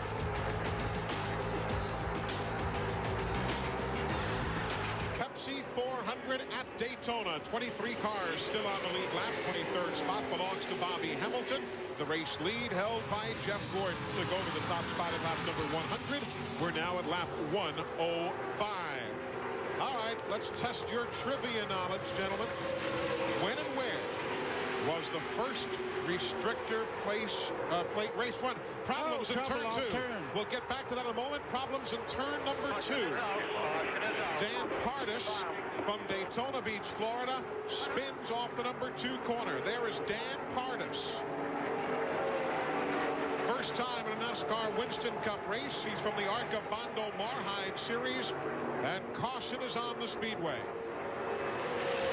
Caution, lap 106. That man, Dan Pardis, spins off the corner. Eli, you can see him moving around inside the car there. That's always a good sign. We do have a full look at what happened for you. NASCAR in line. You see the back of the car just start around on him, down on the flat part. Now watch it go back up the racetrack. Right there. Ooh, I'm telling you, Kenny Irwin. Kenny Irwin, running in 11, just did miss. Well, Irwin may be a rookie, but that was a veteran move. Pardis has it running. Not that badly damaged either. So Dan Pardis brings out caution for the 3rd time today. Now, before he spun, we were giving you that Aflac trivia question. Folks in Aflac wanted to know when and where was the very first NASCAR Winston Cup restrictor plate race run. Well, I'm not going to answer because I know, but you know what? Go ahead. No, I'm sure you know. I think it's Michigan. Indeed it was. Okay. Michigan Speedway. A lot of folks say, what? Didn't think there was anywhere except Daytona or Talladega. See, I told you sometimes I do know. He knew it all along. So caution for the 3rd time here at the World Center of Racing. Pit road is open. We'll take a look at all the top runners as they come down the pit lane. These stops will be at lap 107. All the leaders are coming in. Gordon, Mayfield in 2nd. Earnhardt next in line. Mike Hogwood. Well, Dale Earnhardt is in, and they are cleaning the windshield, putting 4 tires on. But behind the toolbox here, they are still putting tape on a nose piece. They hope to put the bottom piece of the nose on. It is not ready yet. Bobby Hutchins has told me that they have worked hard to try to get this done. They're pulling out the nose. Now they're seeing if they can pull it out a little bit. They have got it out just a bit. The Steve Burns. And Jeff Gordon comes on pit road, just narrowly misses Jeremy Mayfield 4 tires from the 24 car and fuel. And they should be able to go the distance from this point. We'll double check with Ray Evernham. So pit stops taking place here at lap 107. The work continues. Bobby Hutchins, the man at the front right there, doing the work as they get the nose of Earnhardt's Monte Carlo back in shape. Bakersfield, California. Check it out. NASCAR Online. Dale Earnhardt's been back in for another stop here at lap number 108. More work on the nose of his Chevrolet. Meanwhile, there is your leader, Kenny Irwin. Remember how close he was getting caught up in Pardis's spin up there, fellas? Well, he could have been out of the race just as easily as he's leading the race right now. Jeff Burton right now is running in 2nd. Joe Nemechek. We have a new cast of people, and Bill Elliott all the way up to 4th now. There is Jeff Gordon. He's running back in 9th right now. Teammate right behind him. What a year for Jeff Gordon. It really has been a dream season, hasn't it? 10 wins. 29 starts. The numbers are just spectacular. No, in 1975, remember that? The King, Richard Petty, 13 wins and 30 starts, 21 top fives, and he won the title by 722 points. You know what he won that year, guys? $130,275. That was the point championship. Then you see some bonus dollars thrown in. Well, look at that comparison. Let's go forward to DW. Darrell Waltrip with 12 wins and 31 starts in 1981. He won the title by 53 points over Bobby Allison that year. Check out the monies there. Gordon already this year versus what Darrell won for all of 1981. It gets better. That guy, Earnhardt, 1987, won the title by, 489 points over Bill Elliott. 11 wins, 21 top fives. The Intimidator, couple of $1 million and change. That's not that far away. That's 11 years ago, guys. That's all. Yeah. And you know, if you step out of the so-called modern era, the greatest season ever was, of course, 1967 by Richard Petty. Folks, remember that year? 27 wins. 27 wins that year. 38 top fives in 48 starts. At one point, what was it, 10 wins in a row? And his paycheck for that whole season was $130,000. Well, the other night, Winston was in the media center and announced they're going to redo that No Bull 5 program. The guy with the biggest grin, guess who? I bet. Gordon. Green flag is in the air. We're back to work at lap 111 of 160.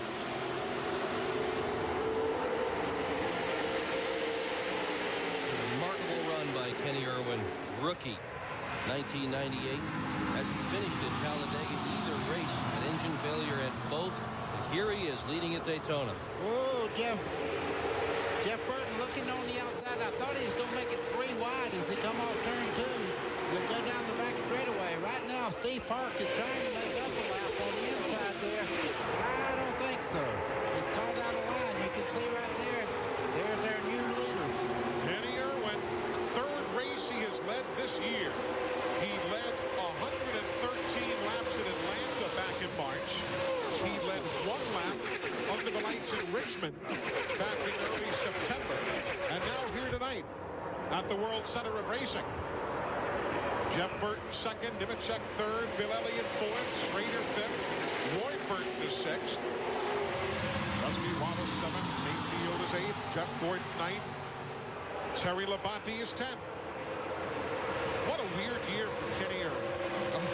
I mean, this is the first race at Charlotte. Has a great run the second time around. Goes speed down the stretch.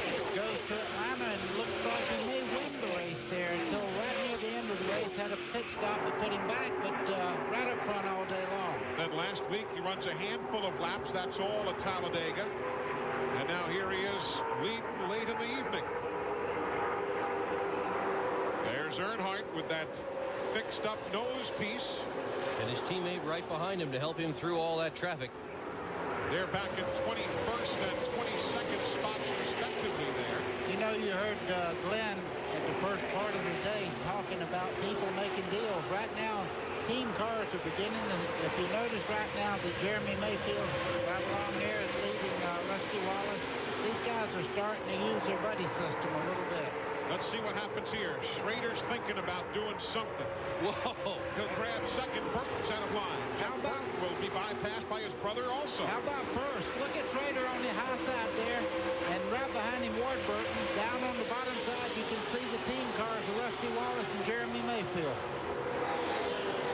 Middle of that pack near the back, 3 wide as they come to the stripe. Irwin again by inches. Irwin by inches at the stripe. Teammates all over this place. You're right, buddy. The 24 and 5 are hooked up. The 2 and the 12 are hooked up. No teammates right up front there, though. Irwin, the 28 car, your leader. I don't know if the apron was ever made to be raced on, but they're certainly using it here tonight. Yeah, they are. I've been down there, believe me. That is not car friendly. No, it's not. Look at Jarrett. Fire by to the inside. He'll make it work there. Grabs a couple of spots. You know who he's looking at on the high side there. You see he knows Gordon's right up there. Gordon's really quick.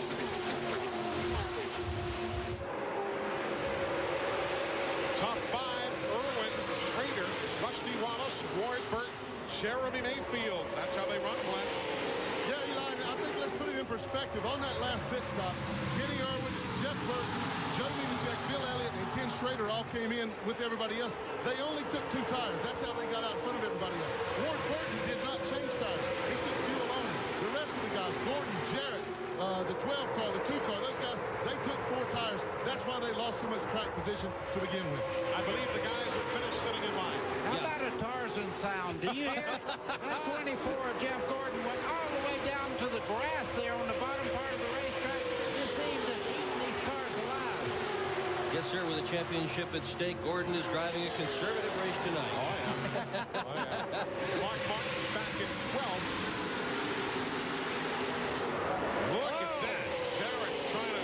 There was a little contact there. I think what happened there was you could see Gordon move to the bottom and then move right back out, and he got touched on the right rear corner there by Jarrett. I got stumbling around there. I got excited. Got Chad Little running in 15th right now, having picked up 5 spots of late. Haven't talked much about Spencer. His T-Bird's back in 21st right now. What are we checking on pit road to Steve Burns, Steve? Eli, I went to Ray Evernham after that last caution 7 or 8 laps ago, and he said that was a huge break for them because they could not have made the rest of the race on gasoline, but they can now because of that last caution when Dan Pardis had trouble. So it turns out to be a big break right there for Jeff Gordon. Meanwhile, Kenny Wallace, who ran as high as 8th at one point last Sunday in Talladega, is now headed to the garage area. And if he doesn't come back out, it'll be his 13th DNF of the year. And it's getting a little dicey now. Yeah, it's showtime. The dress rehearsal's over. These guys are starting to push each other around, making 3 wide down the back straightaway. As you can see here, these guys are going after it every way they can right now. Earnhardt kind of mired up in traffic at the moment. Last lap for that pack of traffic, 188.592 miles an hour. Pretty wide going into the corner. You can go in that way, but you can't go through it that way.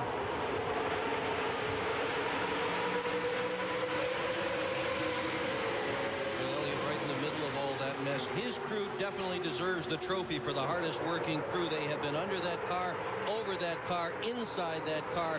They left here last night when the garage closed. Every one of those guys looked like they had rolled around in the oil and the mud and the dirt because they had. Eli's had a beautiful shot as these front guys go down the front straightaway here from the helicopter cam. I tell you what, that is beautiful, beautiful racing. Unbelievable. Rusty Wallace starting to work on Kenny Irwin now, inside, outside. Is he more messing with him and messing with the rookie's mind right now, buddy? Well, I tell you who looks strong to me. You look at the 4th place car of Jarrett right there. He's looking right now. He's thinking about, if I could just get to my teammate right now, one of us would make this thing a little tough for these guys to get by us. Jarrett this year 34th here at Daytona, 3rd in the first Talladega race. A winner last weekend in the Winston 500. And running in 4th right now, lap 118 of 160, while the Kingsman Andretti is running in 20th. Gordon now running in 2nd with Jarrett in 3rd. They shuffled Mayfield and Wallace before. Rusty tried his darndest to get back in line, but let's see what Gordon wants to do. He'll make the low side work. He led from lap 100 through 106. You see Jarrett going with the 24 there as they go down the back straightaway. They should just move him right on back to about 5th or 6th spot before he gets back in line again. So Kenny Irwin gets shuffled out of the exchange there. Gordon takes the lead, lap 122. See Jeremy Mayfield there and Ward Burton in the 22. They're working a little bit together on the low side of Kenny Irwin. What a great car Kenny Irwin has, though. He pulls right over the deck into the 12 car Jeremy Mayfield. What a smart job of driving that race car as well. Handled himself extremely well tonight, given his very limited drafting experience. Here's Rusty Wallace a little while ago getting shuffled out of the draft. Nobody would let him in. Not even his teammate. There are certain things your teammate just can't do, and one of them back off when he sees a guy. See him move up, try to help him right there. We're going to have caution on the Speedway for a rain shower out of the corner. Speedway. Caution out for rain in 3 and 4. You hear the drivers being told by the spotters, caution for rain. Think it's rain. Okay, the leader's got it. And Rodney Wines, native of Delaware, atop the flag stand, and there you see some of the rain falling. Interestingly, in turn 3 and 4, the NASCAR officials in turn 1 and 2 saying that right now it's dry out that way. I remember one time, it's got to be 15, 16 years ago, when I was working for MRN Radio, and I was broadcasting on a tower out there in turn 3 and 4, as dry and as comfortable as could be. And Barney Hall, who still anchors on the MRN broadcast, he was working turns 1 and 2. And all day he kept going up and down his tower because the rain kept hitting in that one end of the Speedway only, and then keep throwing the caution. And I never got a drop of rain down the other end of the back straightaway. And all day I just watched Barney going up and down the scaffold up. And thankfully that wasn't me. But so yeah, seeing rain at one end of the Speedway is not unusual here at the World Center of Racing. It's on our lens there as well. Yep, see it? There you see now the rain coming over towards the main straightaway now. We had a little delay for rain back at lap 13. A caution came out for a lap or two. Lap 32, a multi-car accident on the back straightaway when Kevin LePage lost the car. Others involved were Rich Bickle, Jeff Green, Hutch Strickland, Johnny Benson was involved, Ted Musgrave, Jeff Bodine, Michael Waltrip, and Wally Dallenbach. Then Dan Pardas spun at lap 106, and now rain here at lap 122. See them putting the tarps down there to keep the pit lanes as dry as they possibly can. Of course, pit road is also open. Dale Earnhardt is going to make a stop. Also coming down the pit lane will be Joe Nemechek. So they'll pull those tarps quickly. Mike Hogwood, back to that nose they go. Yeah, and Bobby Hutchins and Kevin Hamlin go back to work on it. They want to try to make this car perfect because Dale Earnhardt had shot back up through the field. He made it back up into the top 10 before this caution came out. And Dale's telling them, hey, you know, we still got time. We can do this thing if we get the car exactly right. So they're trying to get that nose perfect so that they can get it to go through the air absolutely the way Dale wants it to. In the background, you see Brett Bodine's car with the hood up. He is in. Joe Nemechek is in. Wally Dallenbach in for service. The other teams, though, can go the distance. Again, if you're just joining us, when everybody stopped at lap 107 and lap 108, they took on tires. Those who chose to, they filled it up with 76 racing fuel, and they're all able to go the distance from there. But a light rain shower crossing the Speedway here in Daytona. We're going to break away and take care of some business. More on TNN in just a moment. 1984 Firecracker 400, perhaps the most memorable of them all. Remember that one? Richard Petty, Cale Yarborough crossing under the flag stand. 3 laps to go. The yellow came out when Doug Hevron spun in turn number 1. Both of those veterans realized immediately that they were racing for the win right there. Cale Yarborough tried that old slingshot move. Made the pass in turn 3. Then Cale slides high, giving Richard Petty some running room again to come back and eventually grab that victory by less than 1 foot. A thrilling day here at the World Center of Racing. Then while they celebrated, Cale Yarborough unwittingly pulled down the pits 1 lap early. The race wasn't over. They just raced back to the caution. Harry Gant comes in to finish second. Of course, President Ronald Reagan on hand to honor the King in his 200th and final victory. And there's the King's car right now. John Andretti is 12th right now. The winner of this race a year ago when he led some 113 of the 160 laps. Now the field about to go back to work. They've gotten the 1 to go signal, this little rain shower having wound down. Doctor, you see Kenny Irwin right there in the 28 car. He had problems. He made his pit stop and had to come back in. He had a left rear going flat. Steve Burns has the story. Steve? Yep, Eli, here's the tire. You can see right here inside the circle, just a small cut on the tire, the left rear tire of the 28. When he got shuffled out of the lead a little while ago, that's why the thing was starting to go flat. You can see there's very little pressure in it. So that was the story on Kenny Irwin. The unscheduled stop drops him back to 19th position as the field forms up for the restart. Glad you're with us. Eli Gold, Dick Bergman, Buddy Baker, Glenn Jarrett, Steve Burns, Mike Hogwood, and the entire TNM Motorsports team. As for Dale Earnhardt, he's running on the lead lap at 22nd. Glenn, how are the repairs now? Looks like they got it just right, Eli. They came back in every lap under that caution. Now he'll be at the tail end of the lead pack, but he has drafting partners. His teammate Mike Skinner came in for another adjustment. Also Kenny Irwin, a good fast car, and Jeff Burton just came in and changed 4 tires. So he's got 3 good cars back there to help push him back to the front. Got some good guys to run with to come back up through the pack. Well, we'll all find out together as the field gets set to go back to green after this little delay for a brief rain shower. Just so you know. Keep me posted. 10-4, I will. About every 5 laps. Ready? Car is in. Get ready. Green. Green. Green flag. Green flag.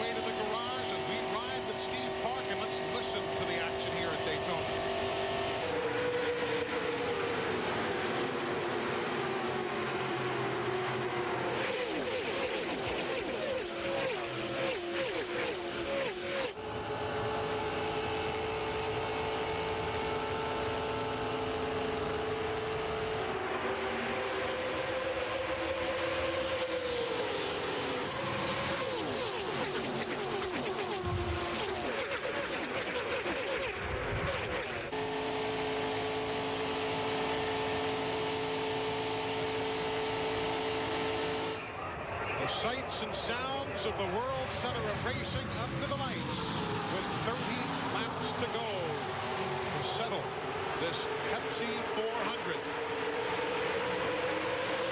And it will be interesting to see if those cars at the back of the pack on the lead lap that took fresh tires are able to run the leaders down.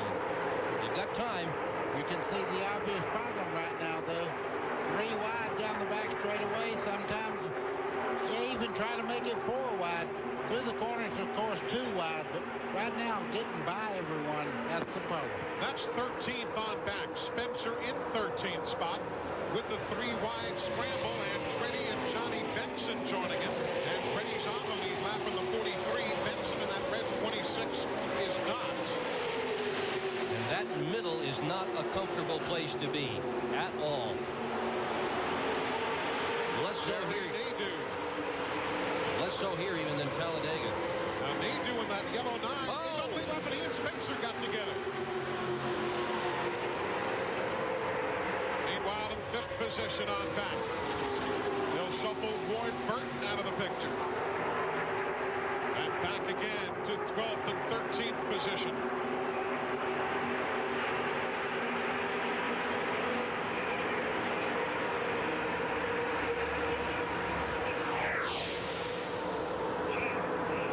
What it looked like. Spencer and Nadeau.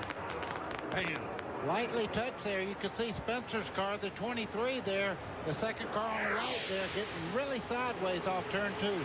That could have been big. That could have been really big. Up front, Jeff Gordon still shows the way. Everybody right there with him on the lead lap. This Pepsi 400 far from over.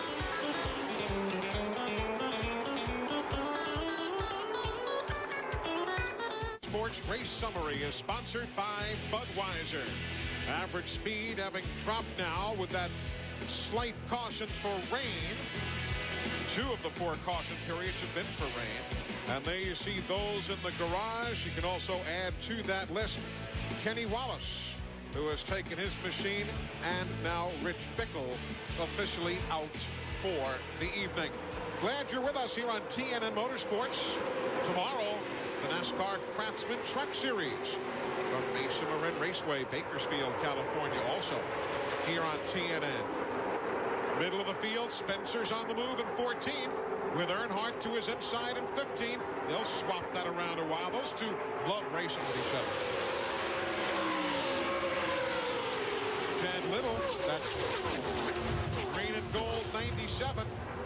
That's a Thunderbird.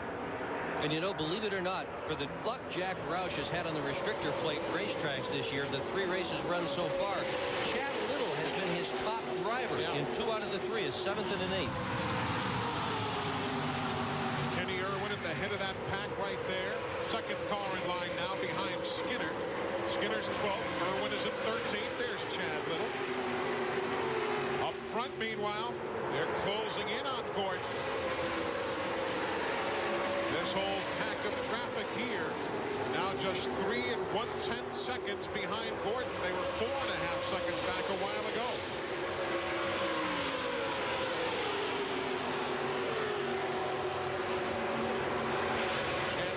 One of the break loose there on the low side of turn 4, didn't he? Yeah, he's kind of going with one of those more aggressive setups in the car, and it's definitely white knuckle time. And it's also a Thunderbird, as you said a while back, Eli. And those cars normally are great race cars in a race, but right now they're not faring too well, as you see Jimmy Spencer dropping another spot.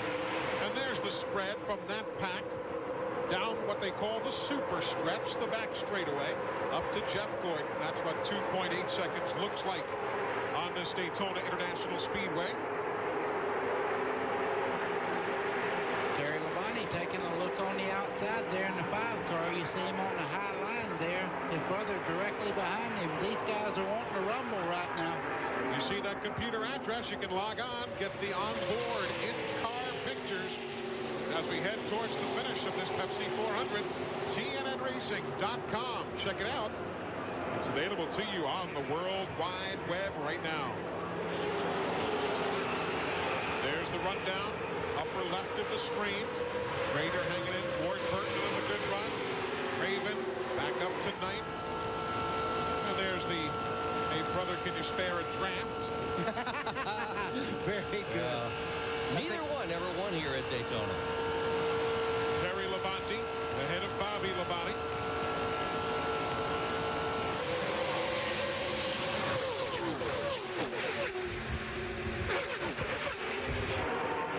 Bobby Labonte has posted 3 top 10s in the last 4 races altogether.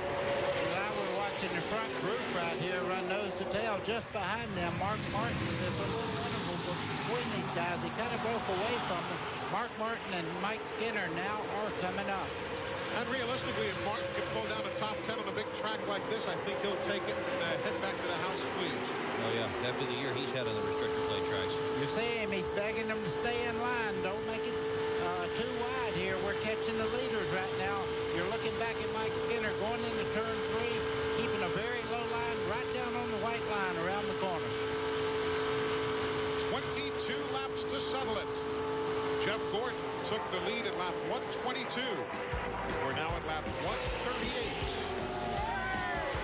Still anybody's race. Back in a moment.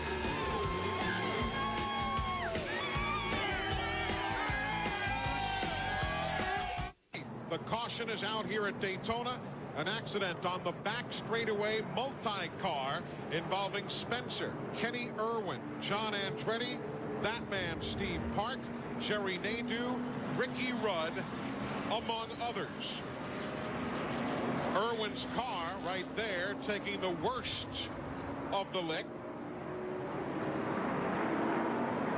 He was already talking to his crew on the radio. We were eavesdropping. Far from pleased, as you could expect. He had a super run going.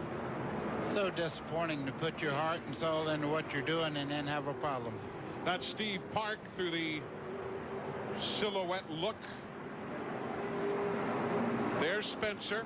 You see the roof flap having deployed there. Also, the right front corner has damage on it. John Andretti got a piece of it.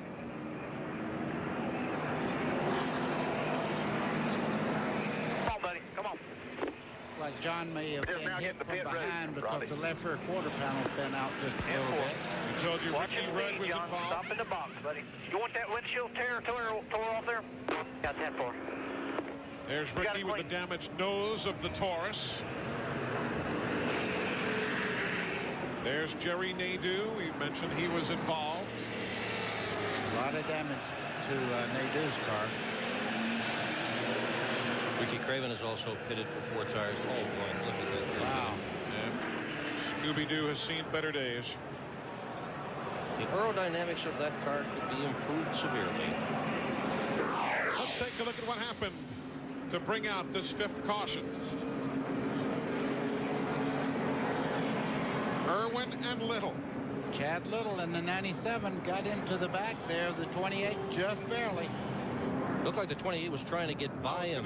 They were side by side when that all started, and it looked like 2 guys trying for the same spot. Of course, remember, Steve Park has an onboard camera. Let's see what we can see here.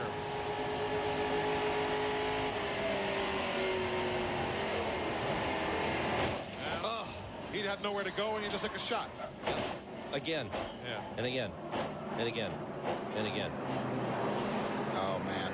Steve Burns, Robert Yates, and those guys have to be crestfallen after the great run that Irwin was having.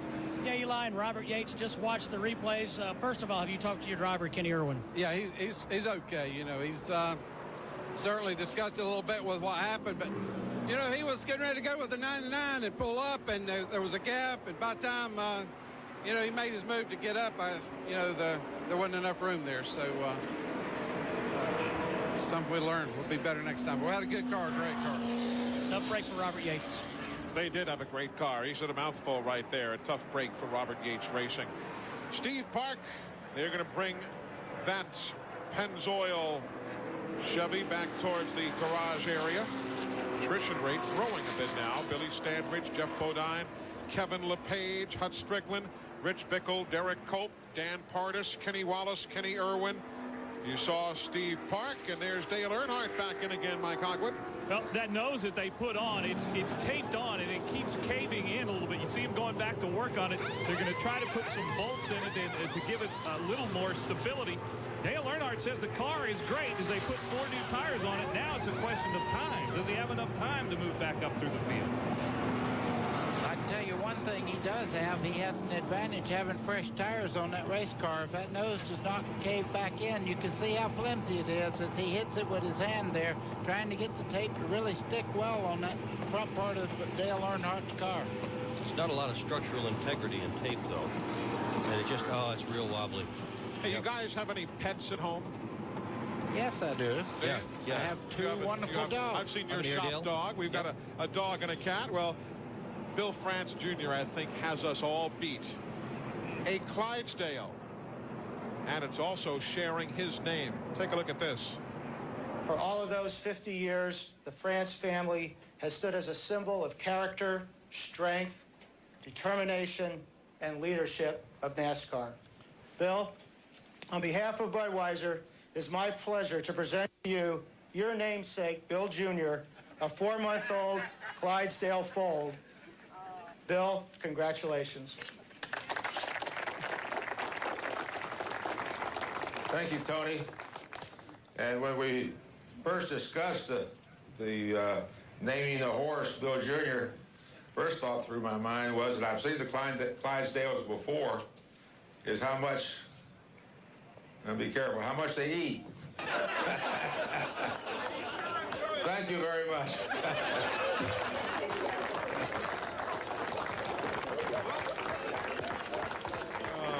So you ever hear the one? You heard the one about the horse? You know the one with the horse walked into the bar. Bartender said, "Hey, buddy, why the long face?" Oh, I heard that. Indeed. I shouldn't have said buddy. I should have picked up another thing. Yeah.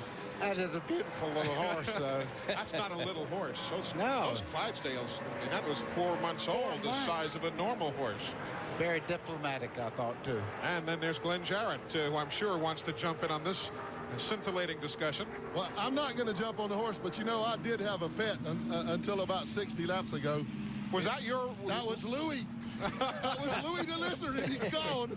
Well, it's a tough life. It's a tough life. We're at lap 144 of 160. The Pepsi 400 down to its final laps. Don't you dare leave us. We're back in a moment.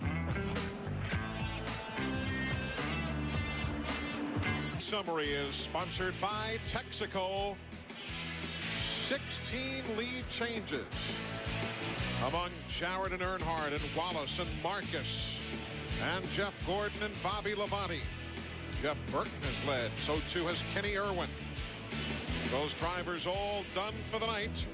From early engine failure for Billy Standridge to Derek Hope tagging the wall to engine failures. That is the attrition list here in the Pepsi 400 at the World Center of Racing. Next week, Phoenix International Raceway. Winston Cup Series will be there, and so too will we.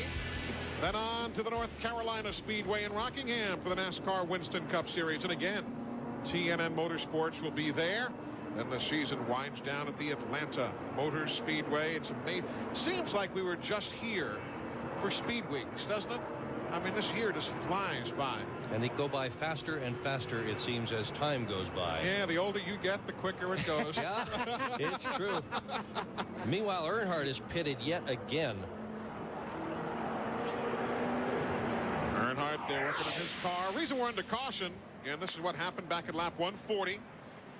Panning ahead to Kenny Irwin right there with Chad Little. Just about had him cleared. Almost. John Andretti gets tagged there, turned to the infield. You could see the dirt fly. Steve Park tags the wall. Remember what Earnhardt said about the helmet, about how he can feel the air? Well, that would help you in a situation like this, knowing when you're by. He was the first car by that wreck on the low side there. Bill Elliott sneaks by. Dave Marcus got through. Dave's running 24th with a Richard Childress power plant and the Real Tree machine. And again, Steve Park's view.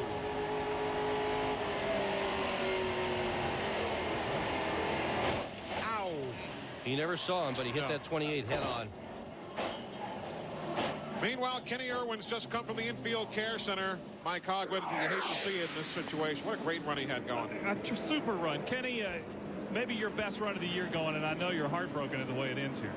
Man, we just, you know, we had I don't know if we had a winning car, but we definitely had a top running car. We had to lead some laps, and then we cut a left rear tire down and had to pit. But, you know, that's, you know, it's fun running up front. It's just too bad we got in that altercation off of 2. What happened?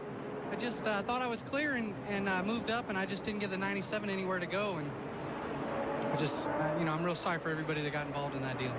Well, Kenny Irwin, one of the bright young drivers. We saw a glimpse, I think, of his potential here tonight at No Daytona. doubt about it.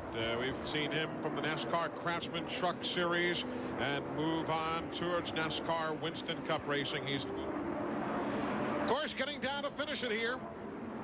Final 14 laps. Drafting is going to be the story.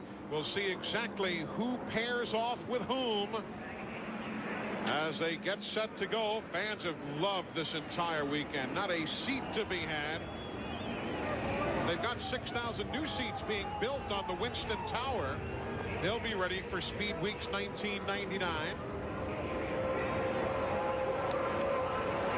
All right. You ready? Here we go. Okay, pace car is in. Green flag, green flag.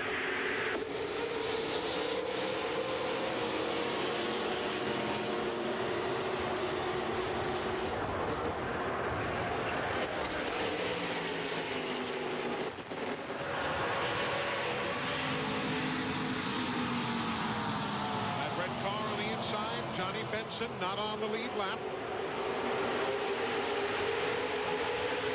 He's in 22nd, the first car allowed now. We'll see what Dale Jarrett can do now. He has looked as if he's got the strongest car in the field for quite a while now. Here's his chance. Well, it's Gordon in the Chevrolet and 3 Fords just behind him. And Kenny Schrader in another Chevrolet. And with Pontiac from Bobby Labonte. Art Burton there as well.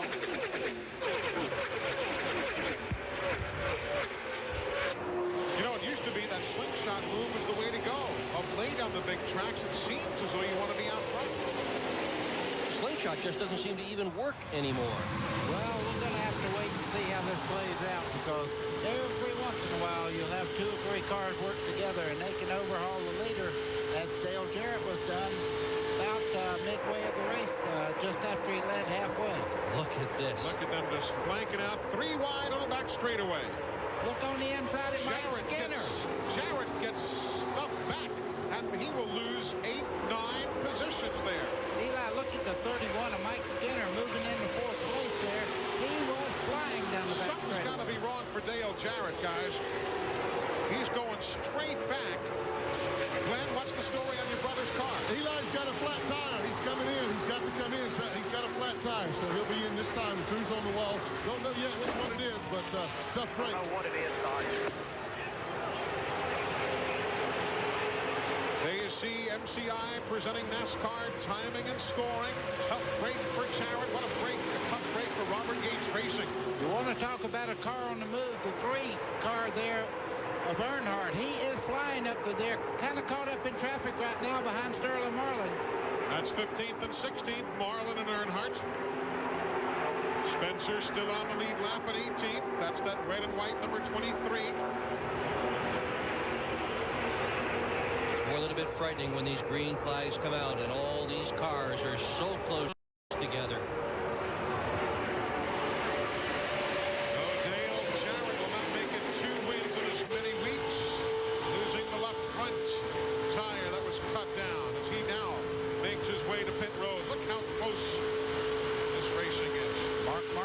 Right in the back quarter panel there of Terry Labonte in front of him. You see Ricky Craven in the 36 just to the left there in that wild paint job.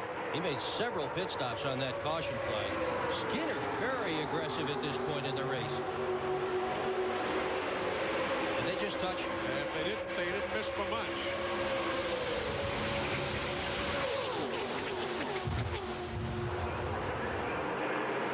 Jeremy Mayfield sitting there in second right now. He's thinking about maybe making a move right now. I think they're trying to break away from this group running side by side just behind them. 9 to go. No friends, no teammates now. Every man for himself. Jarrett in 20th spot after the unscheduled pit stop. Ted Musgrave goes to the garage. His day is done. And the drafting is going to tell the story of how this Pepsi 400 plays out. It's a key element. We asked some of the top drivers in that pack how they're going to handle it. So you make your friends throughout the day, and there is a degree of loyalty, but you know, there's only so much loyalty that you can have to anyone. It's every man for himself, and you can only help each other for so long, and then you got to go do what you got to do. You go in saying, hey, I'm going to try to work with you as much as I can, but I can't control every situation that happens out there. But then when it comes down to 5 or 10 to go, we're all on our own, and that's kind of what we saw at Talladega, and I'm sure we'll see the same thing here. And I dare say we will.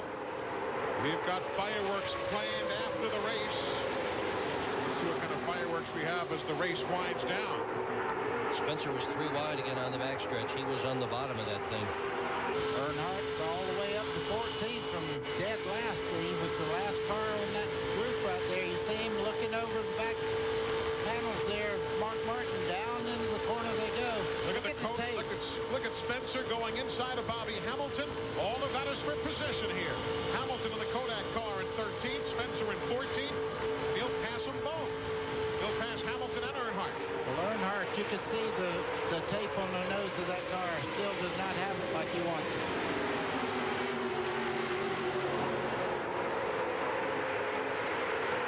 Five-car Labonte, that's 8th spot.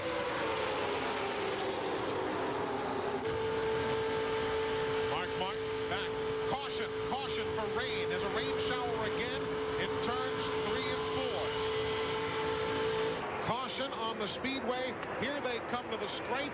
Lap 154 goes up on the another rain shower here at the World Center of Racing, the third little shower we have seen here. This is now 5 laps from the finish. It's not got a lot of time to quit raining for everybody behind that 24 car. Stick around. Rain is intensifying. 5 laps from the finish of the Pepsi 400.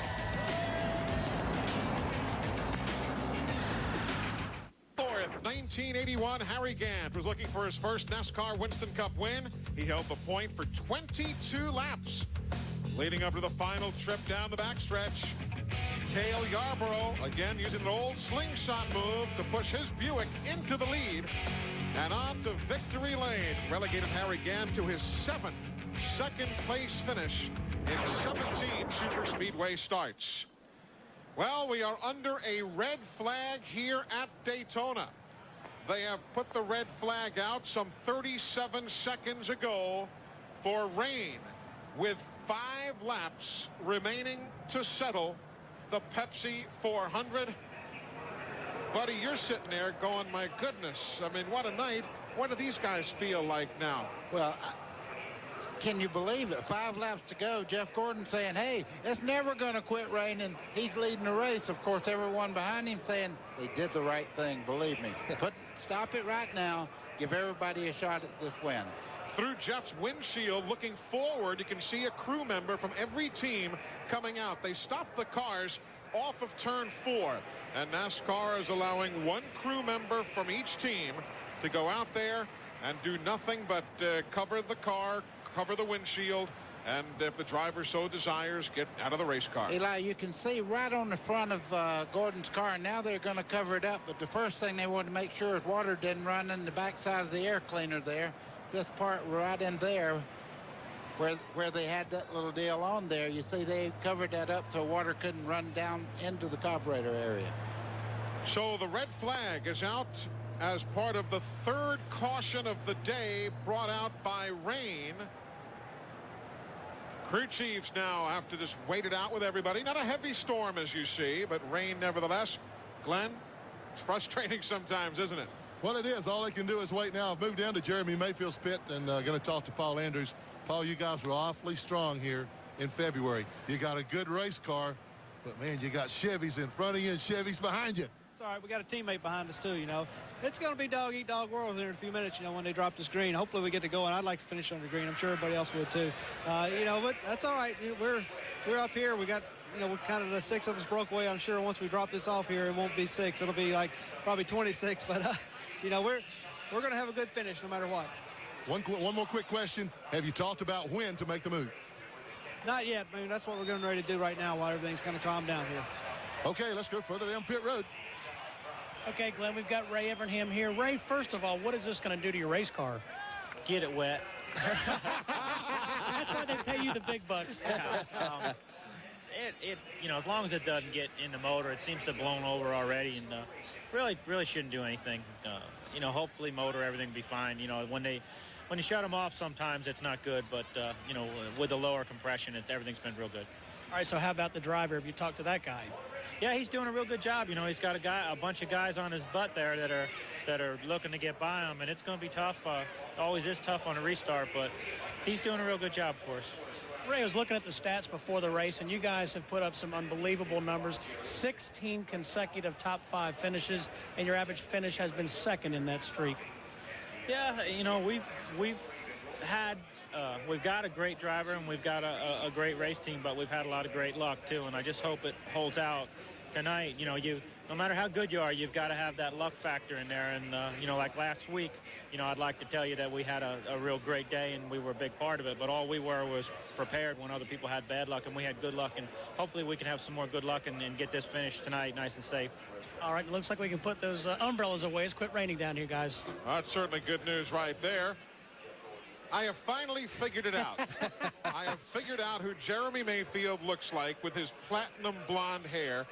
He looks like Dolph Lundgren the actor in one of those Rocky movies, like Rocky 97 or whatever the heck it was. That's Peter Suspenso right there on the right-hand side, just walked out. You see his hair is exactly the same color. As a matter of fact, everybody on that crew looks the same way. Well, they decided to dye the hair before he won at Pocono, and then after he won at Pocono, he thought about maybe changing the color of it, but Jeremy left it alone, and then when he didn't win again, it went to white. Now, what are they talking about? Are they making deals? Are they telling jokes? Are they comparing notes? You see this guy right here? That's Kenny Schrader. It cannot mean much if he's in on it. Believe me, he likes to start stuff with everybody. Right now, he's telling them, boys, I got you. I believe he'll go back under the green. Skinner says, I don't want to listen. Jeff Gordon says, I've heard it all before. Rusty says, I don't believe what's going on here. And Schrader's still talking. We're back with more from the World Center of Racing in just a moment as the Pepsi 400, for the first time under the lights, is now also under some raindrops. You see the red flag for rain, light rain, but enough to put a temporary halt on this Pepsi 400, just literally a handful of laps away from the finish. The man who is leading this event has led many a race this year. He, of course, is Jeff Gordon, who most recently took the lead at lap 123. And what a year for Jeff Gordon. 20 top 5 finishes in the last 21 races. 23 top 5s in 1998. And the wins just keep on coming. And tonight, he passed Dale Jarrett, took the lead. He moved around Dale Earnhardt and took the lead. He bypassed Kenny Irwin at lap 123 and took the lead that he still holds. He has led 43 laps tonight. There you see those who have won the Pepsi 400, gone on to win the NASCAR Winston Cup title in the same year. Of course, Jeff has also picked up 5 more points now. He's led the most laps today, 43 of those to Earnhardt's 41. As we wait out this little rain delay. There is the guy they call the cat in the hat, Jack Roush. I want to straighten out a little thing that was said on a broadcast earlier, and everybody knows that Jack Roush and the Hendricks bunch had a little problem midway of the season this year. But Jack Roush, this hat was reported to me that somebody had a $500 bounty on that hat. They wanted to put it on the Indian there in the shop. Jeff Gordon, that's incorrect. That was told to me by a guy that works on another team that was trying to stir up problems. And there was no truth to it. Well, we're glad we're able to straighten that out here this evening as Jack Roush looks out and waits out the rain delay. Richard Childress and Larry McReynolds talking things over. Strategies playing out in the final few laps of the Pepsi 400. And Jarrett, Steve Burns, and the Hog, Mike Hogwood, down on the pit lane, following all the racing action. And right now, the track drying. There's a guy you'll be seeing on this same station again tomorrow. Larry McReynolds is going to be heading to Nashville for some coverage for TNN Motorsports. So let's get a word with him. Yeah, but before he heads to Nashville, he's going to try to get his driver into victory lane here tonight. What's the plan here, Lee? Well, you know, there is no plan. You know, we're going to probably have 2 or 3 laps of racing, Mike. And I went through the wheeling and dealing last week at Talladega, and that didn't work. So it's like the heck with everybody. We're going to do what we got to do here, and hopefully we'll pick the right hole and the right line to go with. You know, a while ago I was thinking there's this little part of me. It's like, Self, you really struggled tonight, the middle part of the race. You're sitting there third. Maybe it ought to just keep raining, but you know what? We come here to win this race, and if we win this thing or run third or we end up 8th, we're going to go down swinging on this thing. One thing I noticed is you just made Richard Childress a Lowe's crew member on the 31 car. Well, you know, he wanted to go talk to Mike, and they're only letting 1 crew member per car down there, so I, you know, orientate him. You're now a crew member of the Lowe's team, so we let him go down there and talk to Mike. You know, Richard's seen a lot of situations, his years as a driver and as a car owner, and I think he's just got some things he wants to say to Mike and tell him here with probably a 3-lap shootout. Larry McReynolds, Richard Childress are going to do their best to get Mike Skinner into victory lane. Now, while that serious stuff goes on and the drivers share a thought or two, let's move on to the social calendar of the air. When last we saw Tony Lumley, he was contemplating marriage. Glenn Jarrett, as always, is in the middle helping orchestrate it all. Well, Eli, I don't normally get involved in matters of the heart. You know that I've avoided marriage like the plague, but certainly. Tony Lumley, he's the tire specialist on the 18 car of Bobby Labonte, has decided that he wants to marry Jennifer Nix. Jennifer, in Concord, North Carolina, if you're looking, this guy wants to take you for his lawfully wedded wife. Tony, I just have one question. Man, are you sure about this? She's my best friend. She's his best friend. Well, Tony, I got a best friend. I don't want to marry her. Well, that's a good thing, Glenn, because I sure want to marry my best friend. Well, it's a good thing I don't want to marry my best friend because, Eli, that's you. You talk about strange bedfellows. There is a classic example. Well, the drivers are talking things over. There's Larry McReynolds' crew member there in the middle, Richard Childress, talking to Mike Skinner. Track drying is underway. We're close to resuming and seeing the final few laps of the Pepsi 400 play out. Sports coverage of the Pepsi 400. The action broke loose. Lap 32. Kevin LePage lost control of his car coming off the number 2 corner.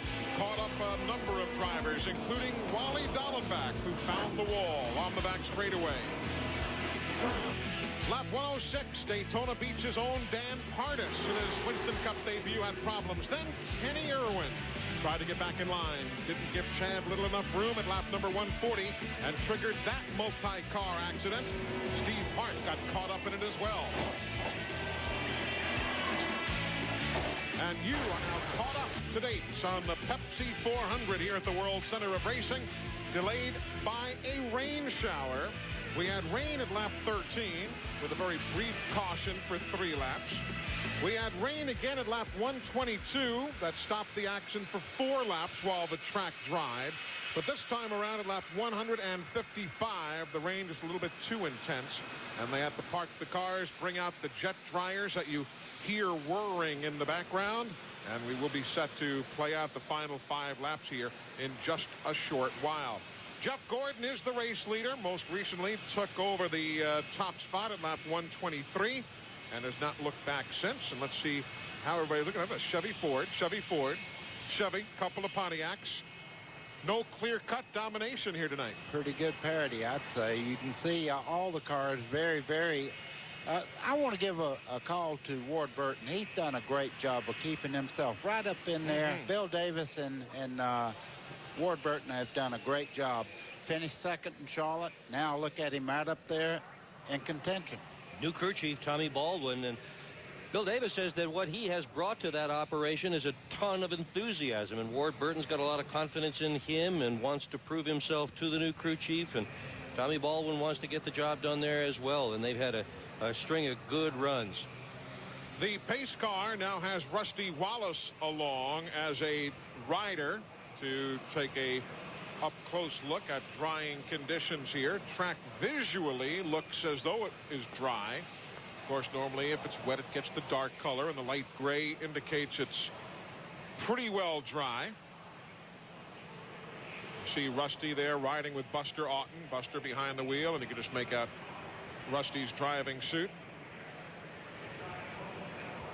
They did the same thing last night. Now he's getting out and really put his hand right down on the racing surface and say, yeah, maybe. Well, either that or he found a penny and he dropped it. No, he's in all seriousness, he's making sure that the track is bone dry.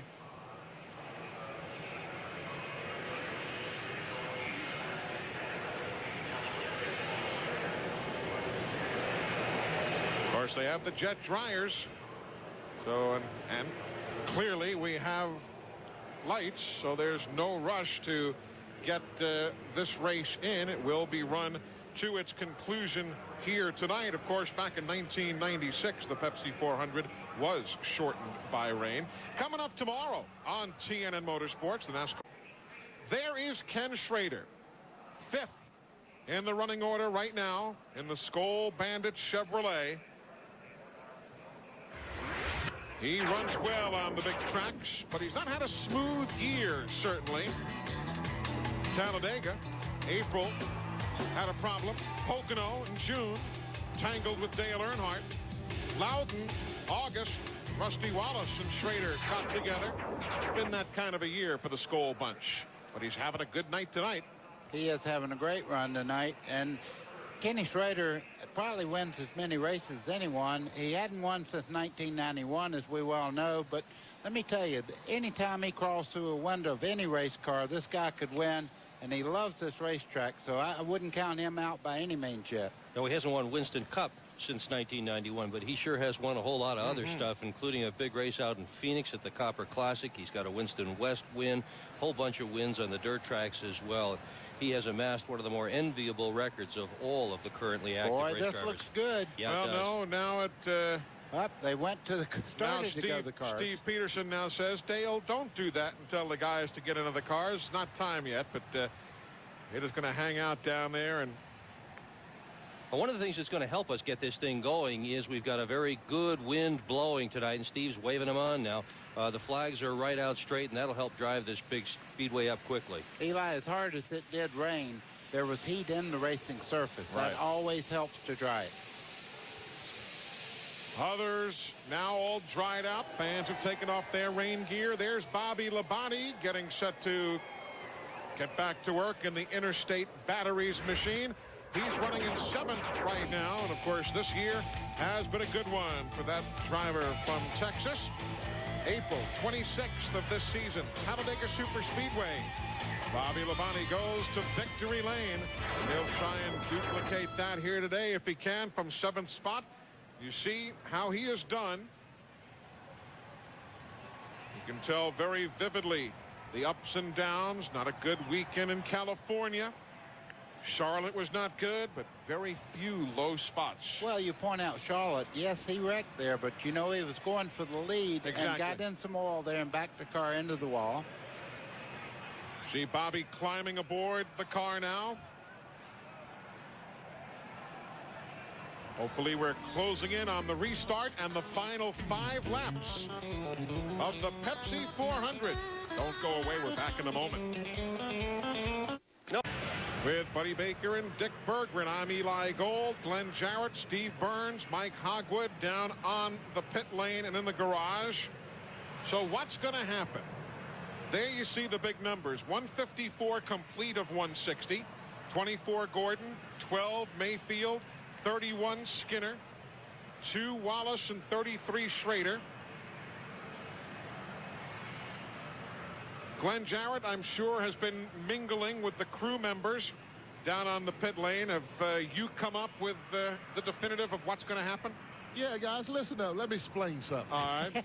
Take out your pencil and papers at home. There'll be a quiz. Take notes, fans. No, seriously, here's what I think is going to happen. I mean, Paul Andrews just told me that Jeremy's car is better on the bottom of the racetrack, but there's no way under the sun. Oh, well, the sun's not out. There's no way under all these lights that Jeff Gordon's going to give anybody the bottom of the racetrack. They're going to have to make their move to the outside. So when Jeremy moves up there, Rusty's going to go with him. But immediately Mike Skinner's going to go down to the bottom and put his nose to Gordon, and I think that's how the thing's going to wind up. You'll see those 2 Chevys and those 2 Fords. Chevys on the inside, Fords on the outside. I've made my statement, my stand in the desert. What do you think, buddy? Well, one thing about it, I know enough about Winston Cup racing that nobody knows, including those guys that are lining up to restart this race. But I will tell you this, I don't think it'll be nose to tail the last 3 laps here. I think you're going to see people do things that you hadn't seen on Major Speedway this whole year. Other thing you got to figure, too, here, it'll be 155 when they come to the stripe. They'll go at least a lap. Then it takes you really 2 good laps to get up to full speed. So you'll probably have 1 lap at flat-out speed to settle it. This is just an observation. Who has the best restarts of all race teams that you remember? Earnhardt's team over the years. There you have it. Yep. They have a good ratio as far as on restarts. Mike Skinner's sitting there. I think he's going to make a real move at it. Skinner's in 3rd. Earnhardt himself running in 12th. We'll talk about more of the strategies when we come back. We'll hear from the crew chiefs and a lot more, so don't go away. They're waiting for somebody in victory lane. We'll all find out who together in a moment. A track drying now winding towards a conclusion. We have been under the red flag for 31 minutes and 25 seconds. Red brought out because of the 3rd rain shower of the evening. Jeff Gordon leading this Pepsi 400 at the time of the red flag, trying to become the first defending NASCAR Winston Cup champ to win this race since 1975 when that guy did it, Richard Petty, alongside guy who's been a lot of long hours here of late, Robbie Loomis, crew chief. We're keeping you up, aren't we, John Robbie? Andretti. Sorry, wake-up calls tomorrow morning. Jack Roush, meanwhile, talking things over. Just waiting out this rain delay. Glenn Jowett's down on pit road. Watching. Ray Evernham is there as well. Glenn, what are these crew chiefs saying? Do they just say at this point it's up to the drivers? They have no input?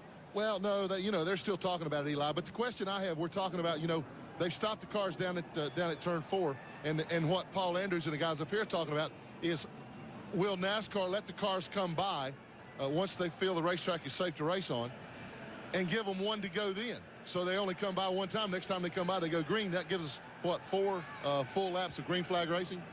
So, everybody's debating everything down here right now because nobody really knows what's going on. All right, Paul Andrews there.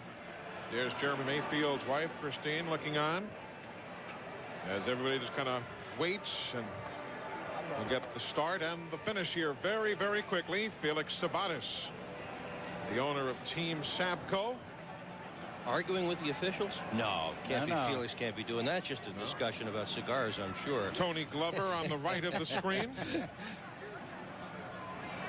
That's Tony right there. That's Tony right there. Now it will be 5 to go when the field does come by. The one thing you can be sure of this finish, it is going to be wild. That is an absolute guarantee that this is going to be something else. Who's going to win it? No sure shot right now. I mean, Gordon's strong, but they're going to be all over. Let me make I wonder a where guess. Schrader comes into the mix too. What are you guessing, buddy? I'm going to say the winner will come right in that Another unsolicited testimonial right there for the strength of this field. Again, if you're just joining us, Billy Standridge left the race early with engine failure. Jeff Bodine and Kevin LePage. Hut Strickland caught up in an accident. Rich Bickle likewise. Derek Cope tagged the wall. Dan Partis spun off the corner. Kenny Wallace went to the garage. Kenny Irwin involved in an accident. Steve Park likewise. Ted Musgrave parked his machine a short while ago. We had rain at lap 13 for the first caution of the day. Then the big accident on the back straightaway at lap 32. Dan Partis spun off turn 2 at lap 106. Then rain again. Then on the back straightaway, you had 6 cars tangling on lap 140. And then rain yet again, lap 155, bringing us to this position right here under the red flag. Now, the pit road will be closed when the field restarts here. So no one will be able to come down and make a stop.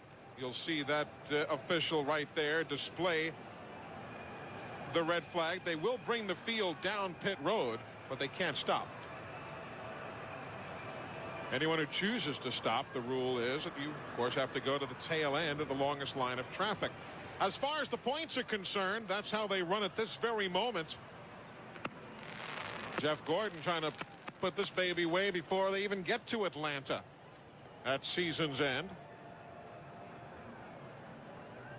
Yeah, he picks up some more points tonight, as it is at the moment, but this isn't over yet. Big spread right there. The day began with 288 points between first and second. We mentioned earlier the new seats they're building along with the Winston Tower here. There's a look at those seats. 6,000 fans will be lucky enough to be sitting there come February, and hopefully you'll be one of those as well. These racetracks just continue to grow, and they continue to sell out. What a remarkable story. And one of the nice things about some of the new seats that they're putting up here for fans, not for corporations, for fans, is that they're going to have a lot more comfortable facilities for fans than some of the open seats that you've seen here. You're going to be able to have in your seat food service and that kind of thing. John Graham, the president of the Speedway, was talking to everybody the other night about what they're doing and really picking up the pace here at Daytona Speedway, leading the way in spectator comfort. There's DW right there. Darrell's first Winston Cup start, the Winston 500 at Talladega in 1972. So that translates to tonight being his 750th career NASCAR Winston Cup start. For the record, Richard Petty has started 1,185 and Dave Marcus 845. But old DW right there, third in the longevity department. Do you think he's got a TV in there? The minute we started showing, he waved to us. I just wonder. Yeah, somebody said on the radio probably, "You're on TV, wave, Darrell." And he did just that. Well, the field now is going to begin rolling off as this red flag will conclude some 37 minutes and 10 seconds after it started. Again, no one can stop as they come down pit road. If you do choose to do so, you will have to restart at the tail end of the longest line of traffic. Again, there's that flag signifying that the pit lane is closed.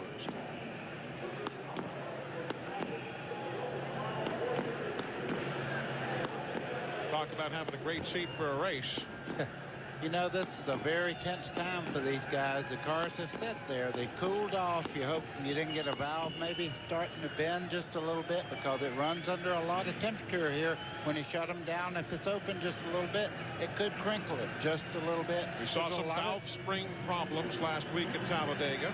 Yeah, there's a lot of things that you hope you don't, as you refire it, you don't foul a plug. There's a lot of things that go through these drivers' minds as they refire to go again.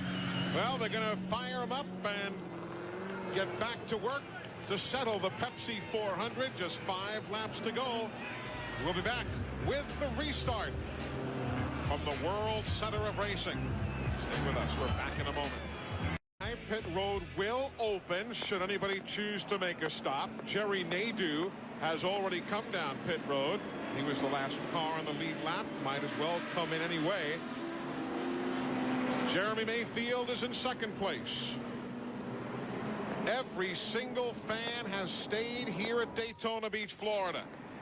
We have had a rain delay 3 times tonight. 2 were quickies. This last one, though, was a red flag for nearly 40 minutes. But it has not dampened anything in the enthusiasm department. There's Mark Martin. He's in 10th. See him put it up in 3rd gear there. That's to keep from fouling out spark plugs. You don't want to make it run too light around here. Maybe foul out a plug. Bobby Labonte is in 7th. You see Ward Burton ahead of him in 6th. And Jeff Gordon, the race leader, right behind Buster Auten. Now remember, too, we are inside 10 laps to go. NASCAR has a 10-lap rule. Only the drivers on the lead lap can start near the front, and it will be a single file restart. So the 20 drivers on the lead lap will be able to battle it out amongst themselves to settle the 1998 Pepsi 400. Sterling Marlin and Bobby Hamilton will pit. Think about all the months of preparation for these 4 restrictor plate races. In this one, it's going to come down to just a few laps to decide who's going to win it. Sterling going with 4 fresh tires.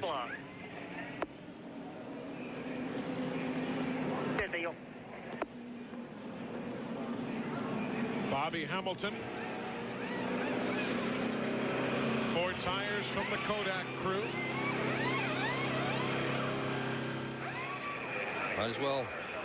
Nothing to lose. Nope. They were both at the tail end. Mayfield in 2nd. There's Mike Skinner. Could be the wild card in all of this. He has not led tonight. There's Rusty Wallace. He led early. Ken Schrader has not led, nor is Ward Burton. Bobby Labonte, he has led a couple of times. His brother Terry Labonte has not. Super run for Ricky Craven and Ernie Irvin's car after Ernie started the race but yielded to Craven at lap 14. Jeff Burton, Chad Little, all on the lead lap, 14th and 15th. Eli, as they come down for the restart here, There's one thing you can't do with the car on the lead there as they come down for the green flag. You have to pass on the outside. You can't go under a guy to pass him at the start-finish line. Follow the 40. That's correct. You're okay right there. They're just talking to Bobby Hamilton and Sterling Marlin. The crowd has been eating it up all evening long. We're set to settle it. Buster Otten will pull off the pace car. Get ready. It'll be 3 to go when you get to green. 3 to go. Okay. Okay, pace car's in. Get ready. Get ready. Get ready. Ready. Ready. Ready. Green flag. Green flag. 3 laps to settle the Pepsi 400. It takes them nearly 2 full laps to get up to speed. Skinner had dropped back a bit. A good bit of distance between himself and Jeremy Mayfield on that start. But he'll make it up in this corner, because there's one thing when you're building up speed, you can really pull back on a car. You give a little distance like that. As you see, he's pulled into less than a half a car left. Back here, they're battling side by side. Bobby Labonte and his brother Terry. That is bump drafting 200 miles an hour down the back straightaway. Mayfield, who won his first time ever at Pocono earlier this year on TNN, trying to duplicate it. Schrader works the low side in 5th place. Those cars running side by side. We're going to have a breakaway up front. Yep, those 3 cars, those 4 cars up front are going to just take off if they keep racing side by side back there. 2 laps to go. Gordon from the Hendrick bunch. Mayfield.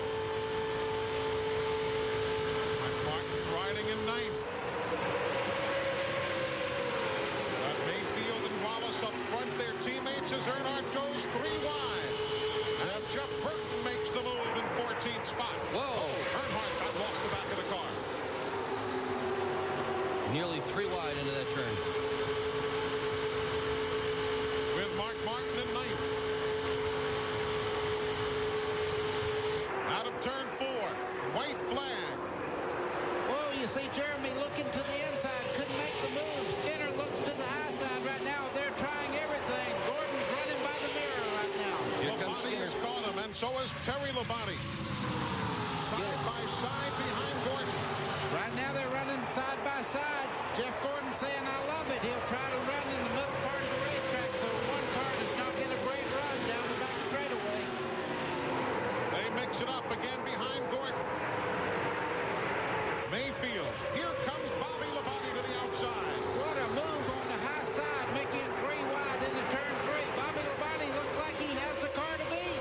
Bobby Labonte is there. Out of 4, they're coming to the checkers. Trouble in the back of the pack. The lead and the win. Gordon, for the 11th time, he wins. Chad Little taps the wall as he broke out of traffic near the back of the field. The 40th career victory and the 11th win of 1998 goes to Jeff Gordon and the Rainbow Warriors. Holding off the challenge of Bobby Labonte, who finishes 2nd. Mike Skinner 3rd. Jeremy Mayfield 4th. Rusty Wallace will finish 5th. 6th goes to Bobby Labonte. 7th is Wardburn. Ricky Craven will finish 8th. Schrader got shuffled back to 9th. And 10th goes to Dale Earnhardt. Jeff Gordon is an 11-time winner this year. Steve Burns is with his crew chief, Ray Evernham. Well, Ray, you looked awfully calm on top of that pit box. What a finish. Well, you can't do nothing but want to thank God first for giving us the opportunity to do this, and really want to thank all the people, all the firefighters, and all the people that worked so hard to get this place back in shape for us and saved it. And you know, thank DuPont and Pepsi and Quaker State and that guy driving that car. He's really awesome. And in case all the news media is talking, it's October and we've won a race. Congratulations. Thank you. They have gotten the win. Meanwhile, Chad Little, you see him right there, took a mean lick. He shot out of traffic and impacted the inside wall exiting turn 4. The 3rd Daytona win for Jeff Gordon. He won the 1997 Daytona 500, the 1995 and 1998 Pepsi 400s. It's the 14th Chevrolet win of the year and the 17th consecutive top 5 finish. That is the most in the modern era of NASCAR Winston Cup racing. Mike Skinner comes home third, a superb run, and there you see the NASCAR inspectors checking out the angle of the rear spoilers. They do that before anybody gets to the car. Exactly right. When they pat you on that trunk lid and say, go ahead, you're okay, you know you didn't run the whole night for free. It's got to be 45 degrees. Anything less than that, and you're in trouble. For Jeff Gordon, it is his 4th restrictor plate win in his 24th restrictor plate race. And for that young man from Vallejo, California, by way of Pittsboro, Indiana, the hits just keep on coming. Closing in on yet another NASCAR Winston Cup Series championship. His point lead is now 358. That means he only needs to finish 37th or better in the last 3 races, no matter what Mark Martin does. 37th or better. And Jeff Gordon would have his 3rd championship in the last 4 years. Glenn Jarrett is down in victory lane as the Pepsi 400 has gone to Jeff Gordon. Glenn? And Eli, Jeff is unbuckling his safety belts and harness there, putting on the cap. Jeff, it was exciting there. I know you were watching that rearview mirror and awfully glad to see those guys going side by side on that last lap. Well, I'm not so sure about that. Usually when they get side by side, somebody breaks away and comes after you, and Bobby almost did that. I just got to say thank you to all the guys at the engine shop. Charlie Seegers, Randy Dort, and Chuck Tunes on it, and all the guys back at Hendrick Engines. These last couple weeks have been the best restrictor plate engines I've ever had. And this DuPont Chevrolet has just been awesome. I want to thank God. Boy, he certainly directed me and guided me all through traffic today. And in that last restart, I'm sure he was riding with me.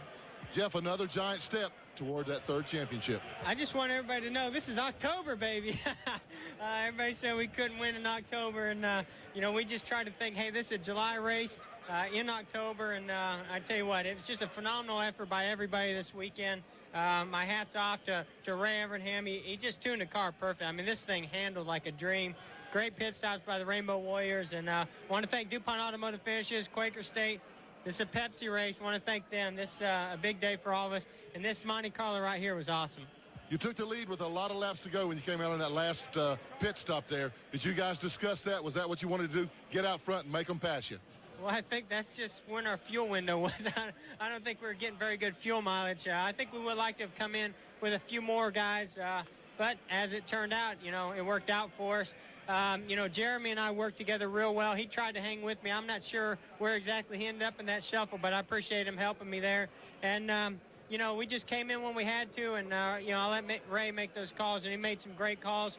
I wasn't sure if we were going to be able to stay up there, especially when Dale Jarrett was behind me. He was real strong. And, you know, hate to see him have his troubles, but we were able to keep that thing out front. Those restarts, man, they were making me nervous. Well, he's not too nervous now. 11 wins this year, 17 consecutive top 5 finishes. What a year. A remarkable year. 40 career wins and finally won in the month of October. And the celebration and the fireworks begin.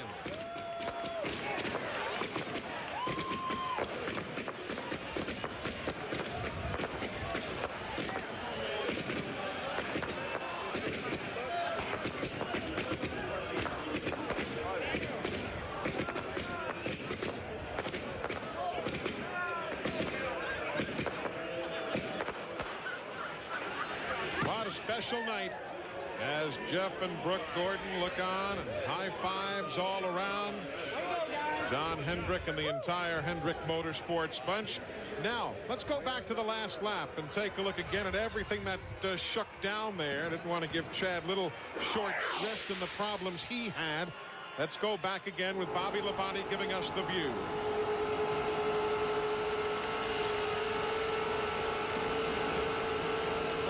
Go to the outside into turn 3, right by Skinner. Looks like he has a run on Jeff Gordon that he might could close in there at the end. There's Schrader trying. Again, Bobby Labonte makes the move. Couldn't have been more than a car length of an opportunity there. That was so tight. Yeah. Watch Chad now, 3 wide, got a little help from behind. It looked like Spencer was there. Don't know how much the impact was, but that was a big impact there. He whacked it big time, didn't he? Big time is right. Watch it again. Here comes Spencer in the red and white car there. Just a little nudge right there, just enough to send him hard into the inside wall. You saw Chad climb from the car and walk to the ambulance. Jeff Gordon is in victory lane for the 40th time in his career. Bobby Labonte, he came home in second. Let's hear from him in the garage. Yeah, it was a great run tonight for Bobby Labonte, Eli, and your last 3 laps may have been your best of the night.